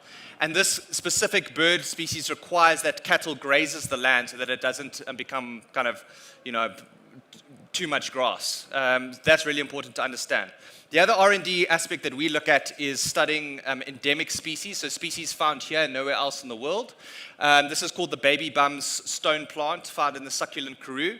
And it's a plant that's quite interesting. So if you think of it like a building, its chloroplasts, which are its solar panels, are on the inside of the plant. And it's got skylights on the top to let light in. So that's an interesting component that we can translate directly into architecture. Now, if you're practicing as an architect, one of the biggest problems that we need to look at is housing. We've got almost over 2 million people in South Africa that don't have adequate housing. And the reason for that really is because that our cities are growing so quickly. 3 people an hour in terms of Johannesburg by 2025. This was a 3-year research project that looked at housing in informal settlements. And we worked with the community over a 2-year period, interviewing them and saying, what are your most difficult problems to solve? And from there, we actually we designed the solution. Fire being a primary cause of that. This is called the firehouse. Clad in CLT, which is called cross-laminated timber, actually very, very good when it comes to fire. But importantly, a lot of fire in informal settlements happens from people keeping their paraffin stoves over winter for heating, and that causes fire. So this project is specifically designed that needs no active heating during winter, again, reducing that kind of risk for fire. The building also protects itself from fire. Another scale, healthcare. Out of the two kind of building typologies, housing and healthcare are probably the two most difficult types to get sustainable. This is us working with informal waste recyclers and how we can use plastic and the recycling of plastic as a building material. Basically, these plastic bottles clad the outside of the building. That's a double glazed facade and act as a solar shading device. Very kind of cost effective when it comes to protecting sunlight coming into the building, as well as kind of a privacy layer for obviously the patients within that. Importantly, what you're seeing in the building is that you can access it as a pedestrian from the street. You don't have to go through 1,000 layers of security to get into healthcare. Within these bottles are air sensors that monitor air pollution, and they change color at night depending on the surrounding air pollution. So we try to take something invisible like COVID, something that's dangerous to your health in terms of air pollution, and making it physically understandable for people to see. This is generally dealing with pollution around vehicles. The inside of the building, what it looks like, again, a lot of natural materials, celebrating local sourcing. And the roof area, we're very bad in South Africa. Our roofs are kind of left for the air conditioning. We got wonderful weather. Let's use that and create outdoor spaces on our roofs. Another scale, architects are not just involved in kind of buildings in terms of the professional liability around creating a safe building, but we're also designing the spaces between buildings, public transport systems, parks. This is a project we are working with city parks around homelessness. If you know Johannesburg, this is one of the longest parks in the world along the Braamfontein Spruit in Johannesburg. And this guy really became our hero, Alfred Mkhize. He's been living in this park for over 30 years. And so we argued to city parks, what is your client? Is it the guy who walks his dog for half an hour on a Sunday? Or is it the man who spent 30 years of his life living in this park? This is an on-site interview with him, and he's one of these, again, informal waste recyclers. So understanding the microeconomy of how the waste recycling system works, very, very sustainable, even though it's informal. But he gave us the idea in terms of urban farming. How could we bring urban farming into our parks? He had actually started it and had been stopped by city parks because there's no existing policy within the city to support this. So we wanted to develop a project around that supports urban farming. So he would be employed in terms of farming within the park. This would produce high quality produce that would be sold to local restaurants. And we've got a specialist in urban farming to support us on that. The Elephant Migration Route project is something I presented this morning. Maybe some of you were here. I've just included it just to, again, see kind of what happens within the rural space. Architecture is not just about cities. It's also about what happens in the rural space. So this is an elephant migration route that we designed. It's 1,000 kilometers long. And why elephants? Well, basically, they are an endangered species. When my son, who's just been born, is 20 years old, they'll be extinct if they carry on the way that we're kind of just decimating their population. But within South Africa, we have an overpopulation of elephant within our conservation areas. So this is an interesting thing. It's an endangered animal, but we have too many. So what do we do about that problem? Elephants are not designed to be kept in conservation areas. They're migratory species. They need to move. So electric fences, eventually the young males are going to break those things. And so kind of they need to be given extra land to move. This is really a diagram of our 1,000 kilometer migration route. You can see Kruger on the side, you can see Johannesburg at the bottom. So trying to connect the existing areas that already have elephant with the red areas that would be new areas, generally along privately owned land. And there's two architectural devices or technological devices within this project. One is called an infrasound tower. So we worked with musicians that understand elephant acoustic language that generally functions at an infrasonic level below 20 hertz, and design a language in which to communicate them to use the route. Elephants are incredibly intelligent, and we're still starting to understand all the language in the way in which they communicate. So what we know is that there's different dialects across Africa, that elephants speak different dialects across Africa. They're here to about 4 kilometers away, and within that information is the sex of the animal, if they know you or not, if you're a family unit, all this information we're just starting to understand.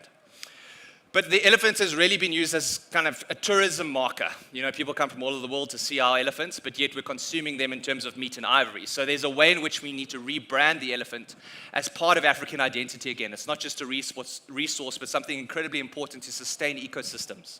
This is the marula tree, which is very commonly known, as most of us will know, within the Limpopo province, kind of a staple food. Higher vitamin C than an orange, seeds full of protein, incredibly important in terms of staple food. So what happened if we could feed the elephants these fruits, their kind of ecological role within the ecosystem is seed dispersal. So they would be able to disperse these seeds within their dung.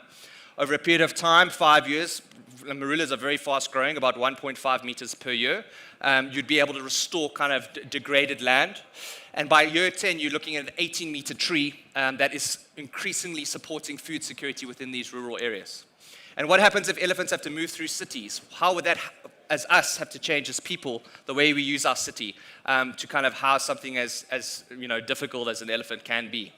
This is our professional team. As an architect, you're generally a leader of a very diverse professional team, sets of engineers, quantity surveyors, which are really the accountants of the building industry, your client, the builder, and your skill is to be able to work these different highly skilled individuals into one vision, into one team, achieving one goal. So kind of in this team, you've got musicians, you've got electrical engineers, sound engineers, conservationists, elephant behavioral experts, and all of them need to pull in the same direction, and that's really your role, kind of a jack of all trades in that sense.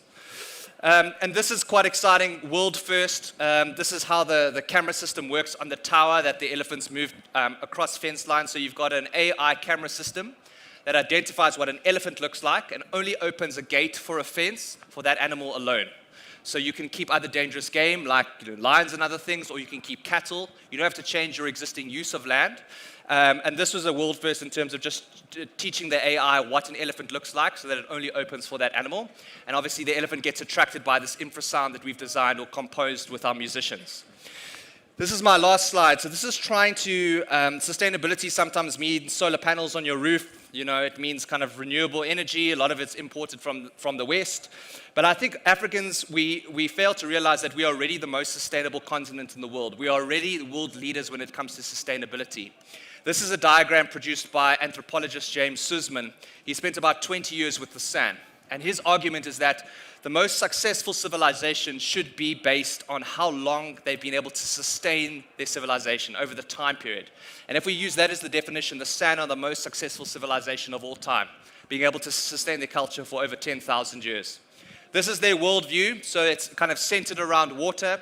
They've got a hunting ground where they get all their medicine and all their food from. They live off about 120 different plant species, plant-rich diet with a little bit of meat.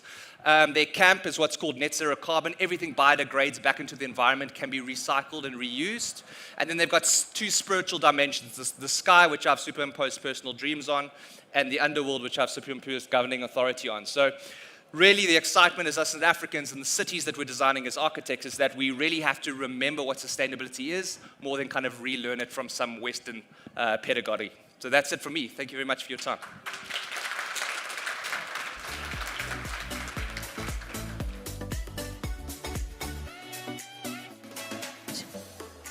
Great to see this side of your work, Mark.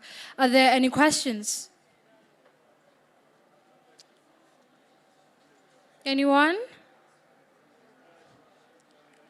I think that's just about that. Thank you. Thank you so much.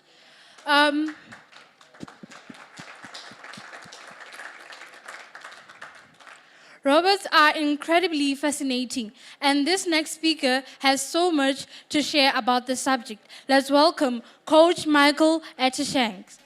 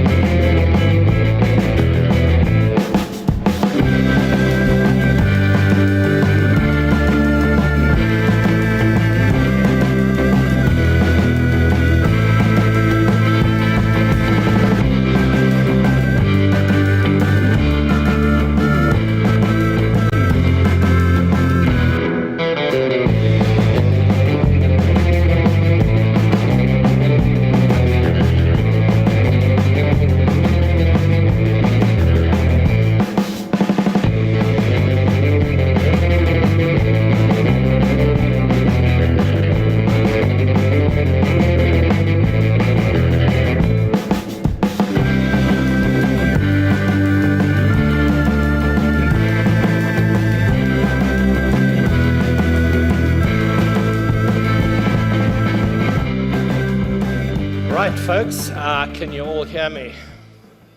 Okay, thank you very, very much to Sassel for inviting me here. It's a great privilege to be here and to speak to all of you.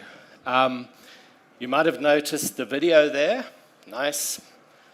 South Africa. This is the new South Africa where everybody can do everything.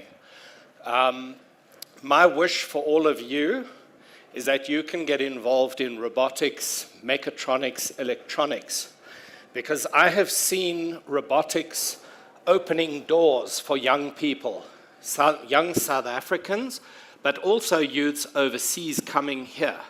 So when you do maths and science to matric, and you go to university, you do electronics, you do robotics, you learn about coding, all the doors of life open for you.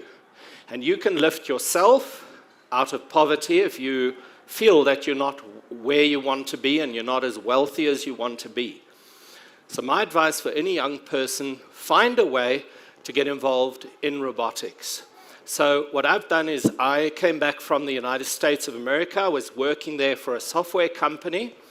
I don't want to talk too much about myself today, but I saw the young people there doing robotics, and when I returned to South Africa, I said to myself, that's what I'm going to do when I get back home, because I was born here in South Africa in Springs.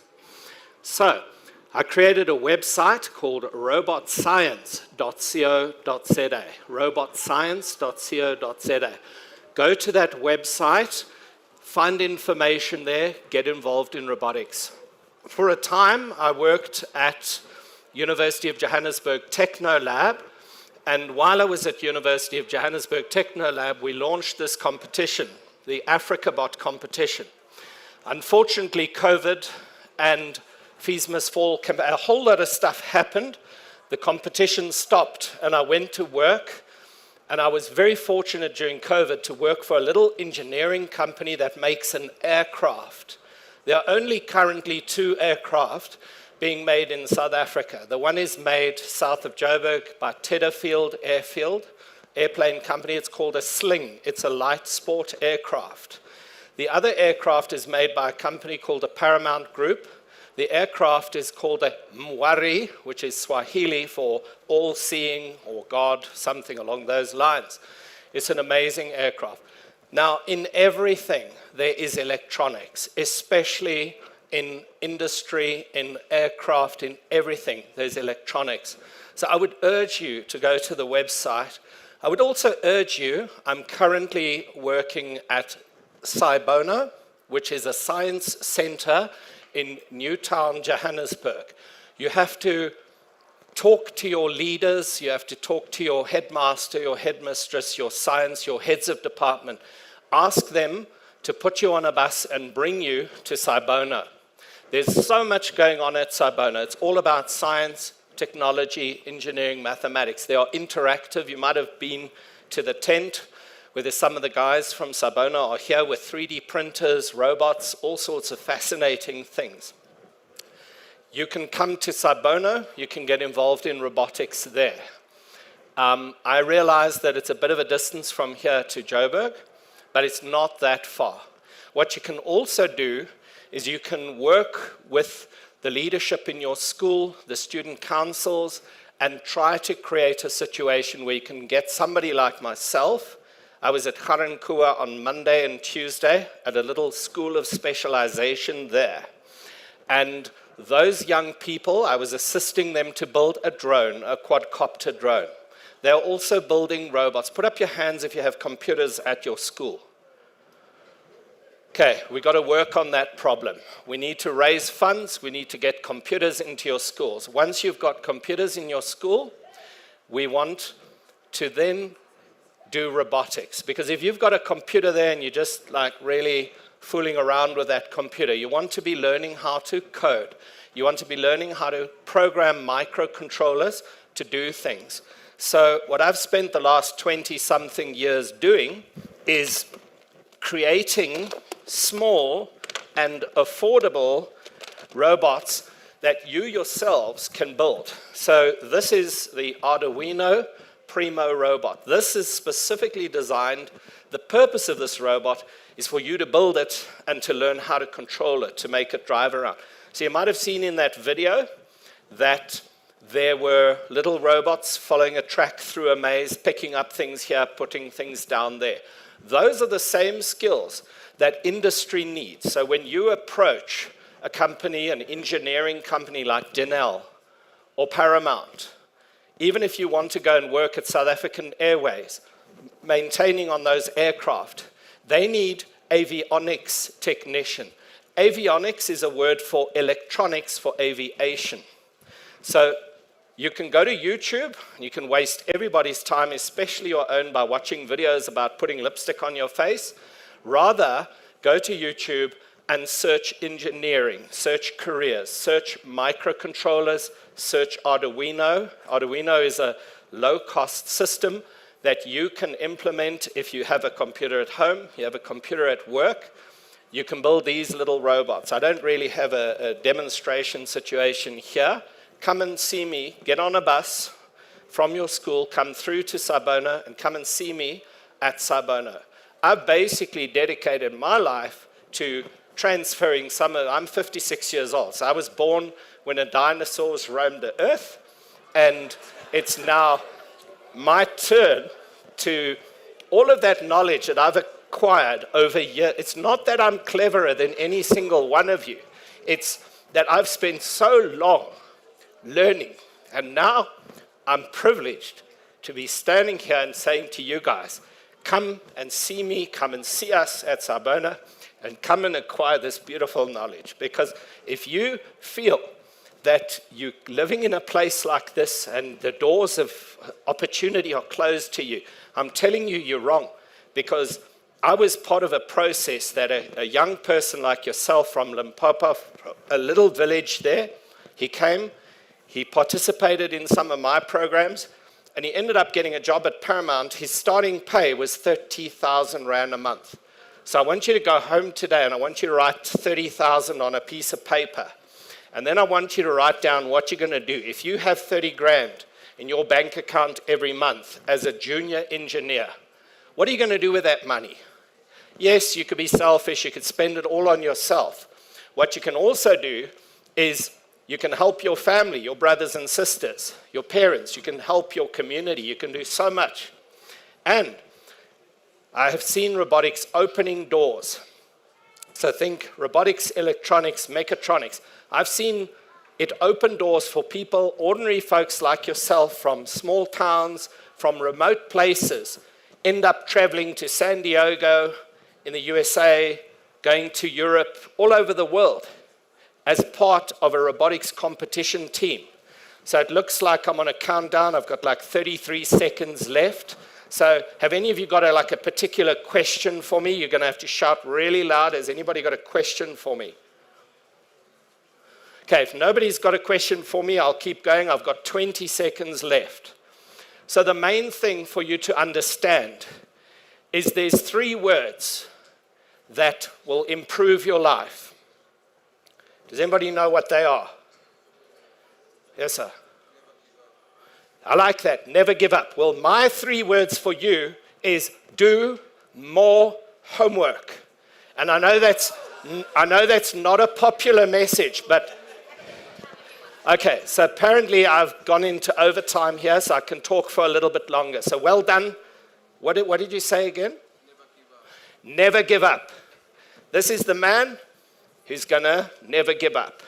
So when you get home today, you can write on your wall, never give up, and you can write, do more homework. And those 2 things is gonna take you places in the world. So you can go home, you can do nothing. You can watch YouTube videos about putting lipstick on your face. Or you can go home, you can do the work. You can go, I have a YouTube channel. And my YouTube channel, you don't see a lot of me. Because this is not about me. I'm old, I'll be dead and gone soon. But I will leave a legacy behind. And that legacy is some of you will do more homework, and some of you will never give up, and you will make a success of your lives. And you might remember me, you might not, it doesn't matter. But you can go to my YouTube channel. It's www.youtube.com/Electronics Africa. Electronics Africa. So if you can remember electronics and Africa, you go to YouTube, you find that channel.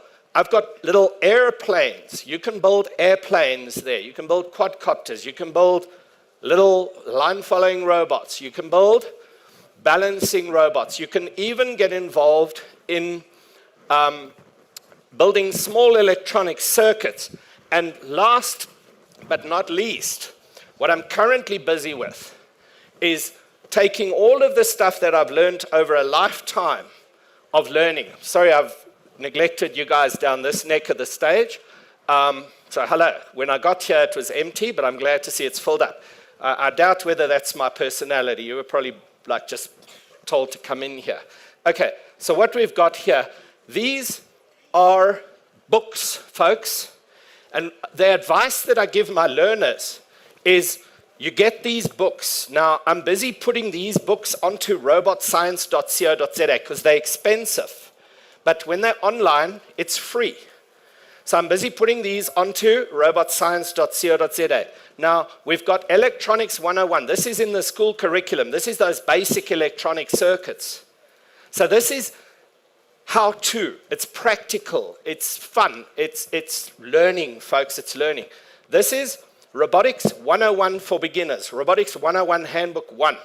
This is Robotics 101 Handbook 2, and there's a Handbook 3. And there's a book about how to make a model airplane that actually flies. There's a whole bunch of stuff that's busy going out there. So what I say to my learners is when they come to Sabona and I give them a class, then I give them physical printouts costing a fortune in photocopies. Don't tell my boss over there. Okay, so what I'm saying is I tell them, when you get home, you put this stuff under your pillow, and while you're sleeping, all this knowledge will go into your head with no effort whatsoever. But if that method doesn't work, then what you do is you read the book, you open the book, you read the book, and you do, and you learn, and you will progress, and your life will get better, and doors will open for you. So I think my time might be mostly done. Are there any questions? Who's got a question? Like, what happened to my hair? Okay, I got old. You will get old one day too. I want you to lead a significant life, that when you're old, you will have done something with your life. But the only way that's going to happen for you, unfortunately, and there's no way around it, is it's the maths and the science. Because there's so much other stuff that you can get distracted with. But it's the maths and the science that's going to get you to university. It's going to get you into industry. It's going to have you building airplanes, building trucks, building, what have you got here in Sasolburg? There's my friend Gert there. Hello, Gert. Gert is at the Flavius Mareka TVET College. What jobs are there available in this town for technical people, Gert? Should I turn it on?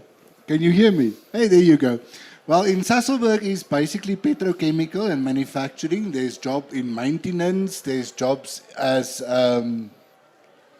operators, chemical operators. There's jobs in design. There's jobs for mining. There's jobs... I can't even remember everything. There is so many work from people that have maths and science. You can start at a low level and you can work yourself up to managing director with maths and science. Thank you very much for that, Kat. Has anybody at this point got a question? Put up your hand because there's a roving microphone. So somebody needs to ask something. Otherwise, I just keep on talking. Aha, okay, we've got, yes, sir.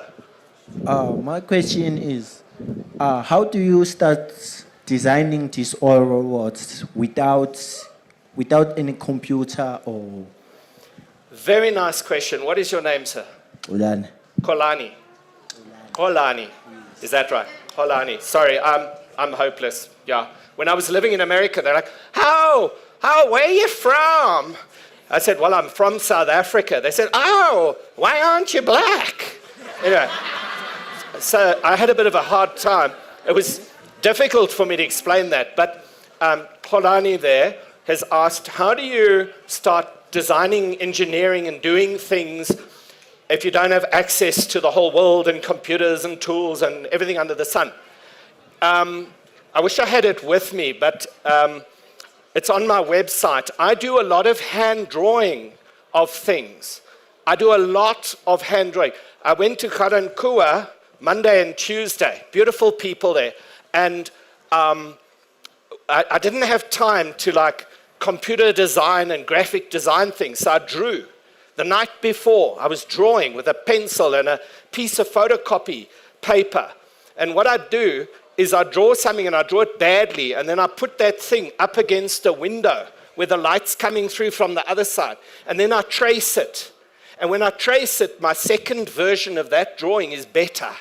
So I did that 3 times, and then I arrived in the morning at Karankua, and they had a photocopy machine, and I said to the teacher, put these were aeronautical, technical explanations of Bernoulli's principle of how a wing creates lift and how an airplane flies and all of this stuff. And I just did very clear, and that's like the suppressed artist, because I think a lot of engineers are suppressed artists. Kat, are you an artist, my friend? Yeah, he's a big artist. So the thing is, I want to see you guys and ladies, and I'm going to talk to the ladies now as well. I think we've got another speaker who needs to speak soon, and I'm running out of time. So what I want to finish by saying is, ladies, I'm always disappointed to see so few ladies pursuing careers in engineering. And trust me, there are office jobs with air conditioning, so you don't have to go to a blast furnace where you're sweating all day. Who wants that? You don't have to go 5 kilometers down a mine. There are beautiful, like I worked for Paramount where they make this aircraft, and they've got a whole air-conditioned design studio for you, sir, Kolani. They're waiting for you. If you study, if you get your degree, they're waiting for you. So I think my time is up. Thank you so much for listening to me waffling on, and I hope some of what I've said is useful. And do more homework, folks. Do more homework. And never give up.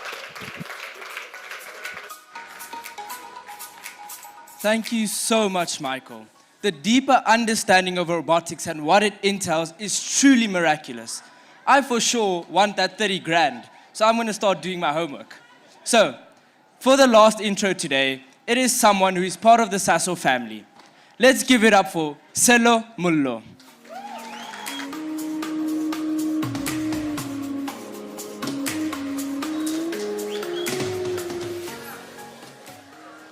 Good afternoon. You don't look excited to be here. Okay, I think as introduced, my name is Selo Mullo. As you may notice, my surname is Fire, and water and fire don't mix. And that's how I ended up being an electrical engineer. Okay, so just a few education places I've been to. I hold a Bachelor of Science in Electrical Engineering. So I'm a professionally registered engineer with EXA. I have got 2 master's degrees, one with University of Pretoria and Regent.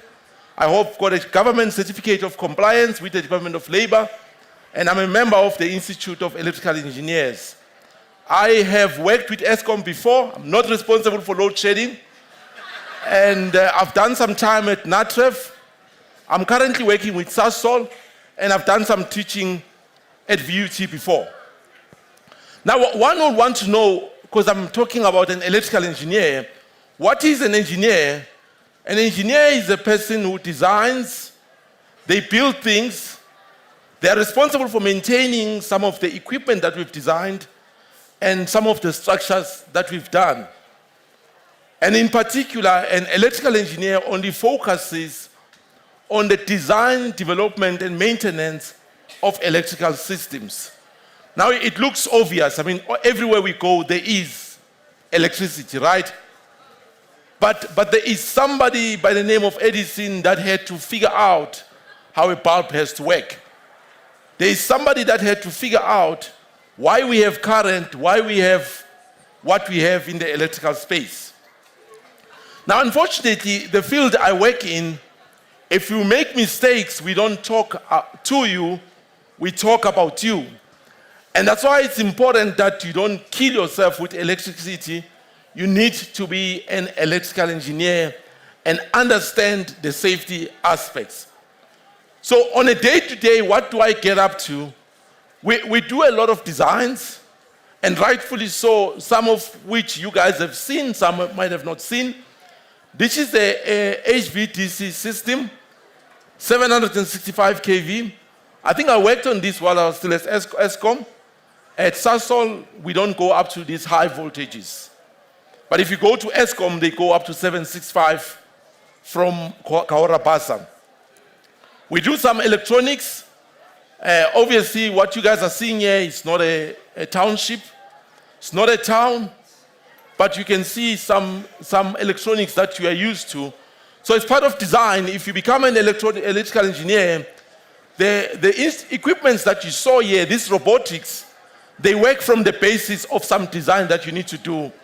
And obviously, there is some programming that goes with this.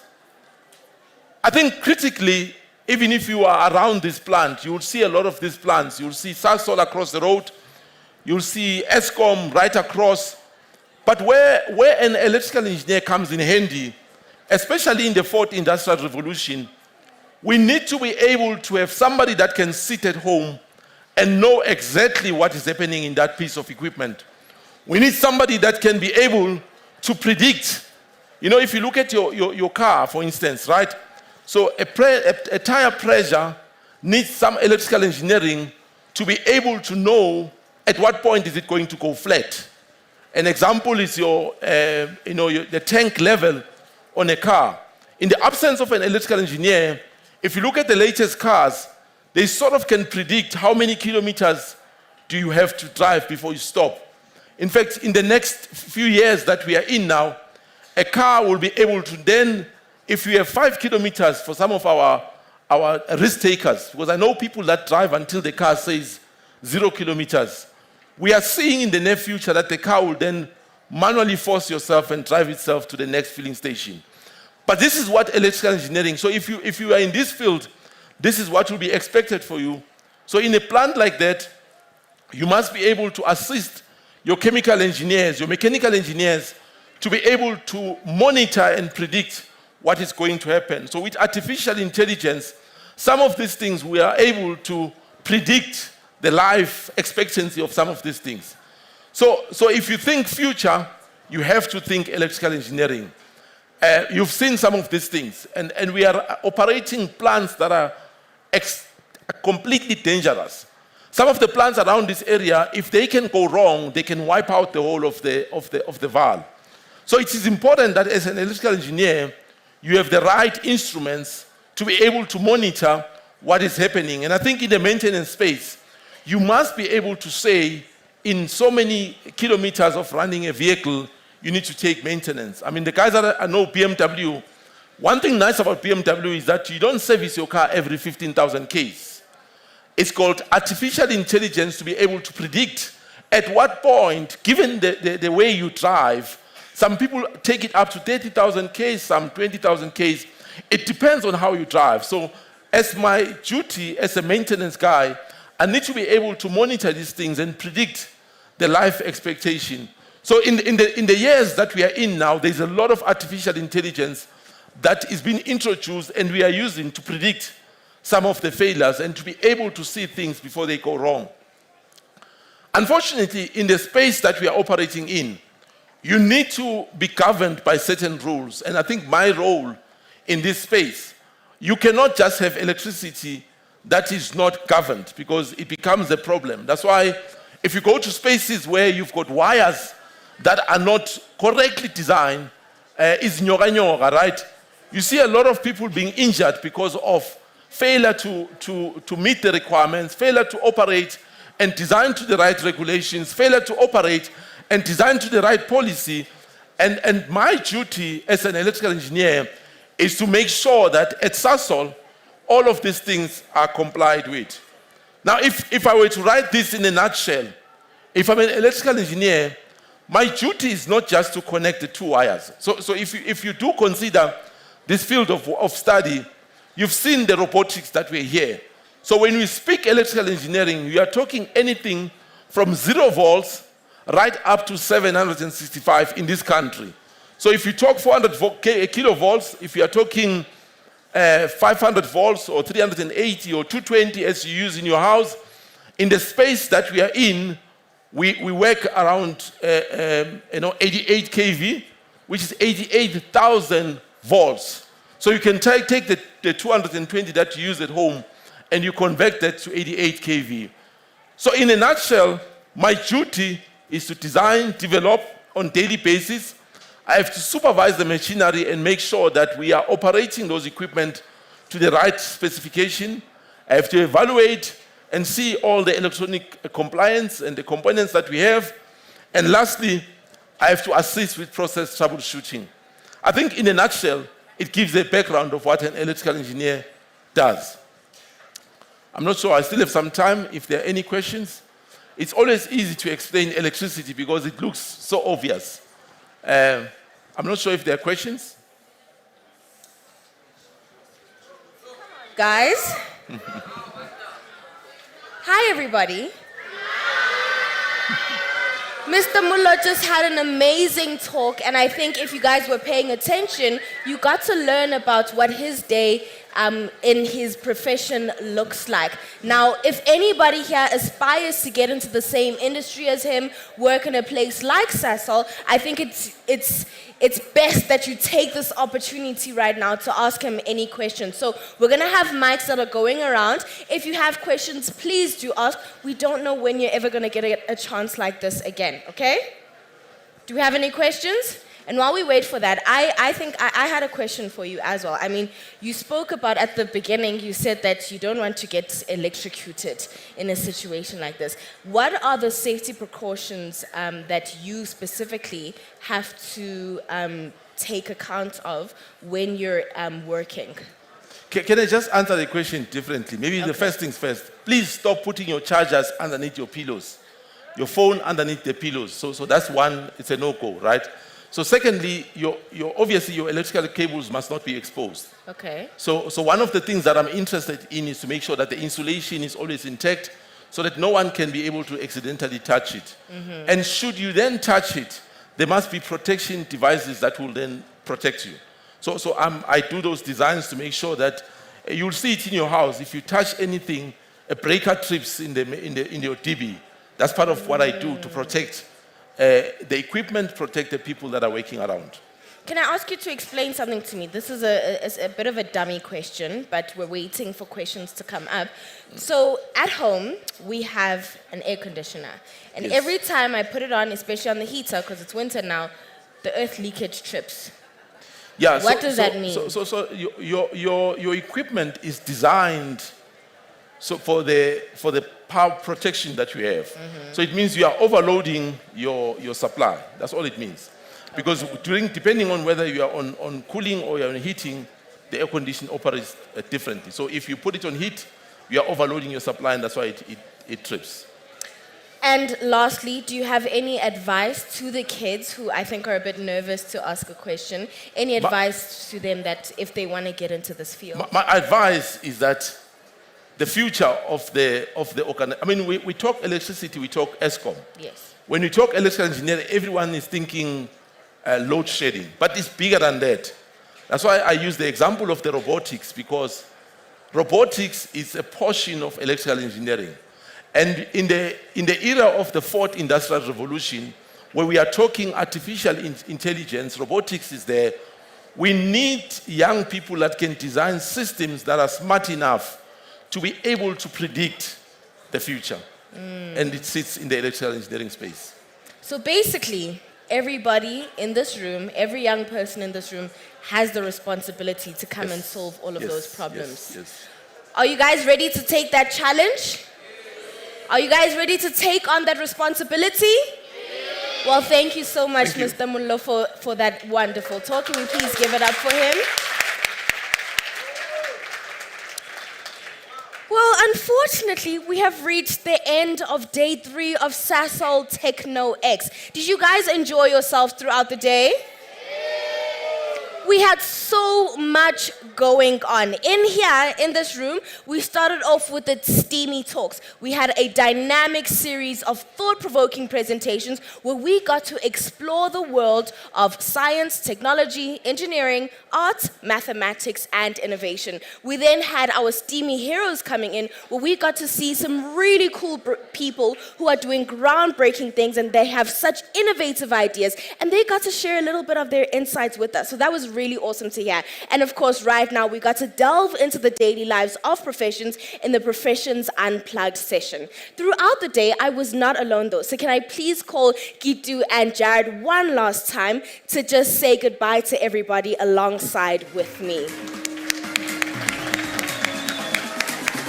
Can we get a group hug moment? Thank you so much, guys. You did so well. Thank you. Thank you. Now, remember at the beginning of the day, we spoke about the fact that every time everybody checks into a different exhibition and they scan the QR code or they interact in different ways, they get points. Do you remember that? Yep. Well, we have a leaderboard. We've got our top 3 tallied, and I must say, it was pretty close. So Jared, can you tell us from the bottom who came in 3rd place? All right, so sorry if I butcher your name. So it's Maholo Kachtling.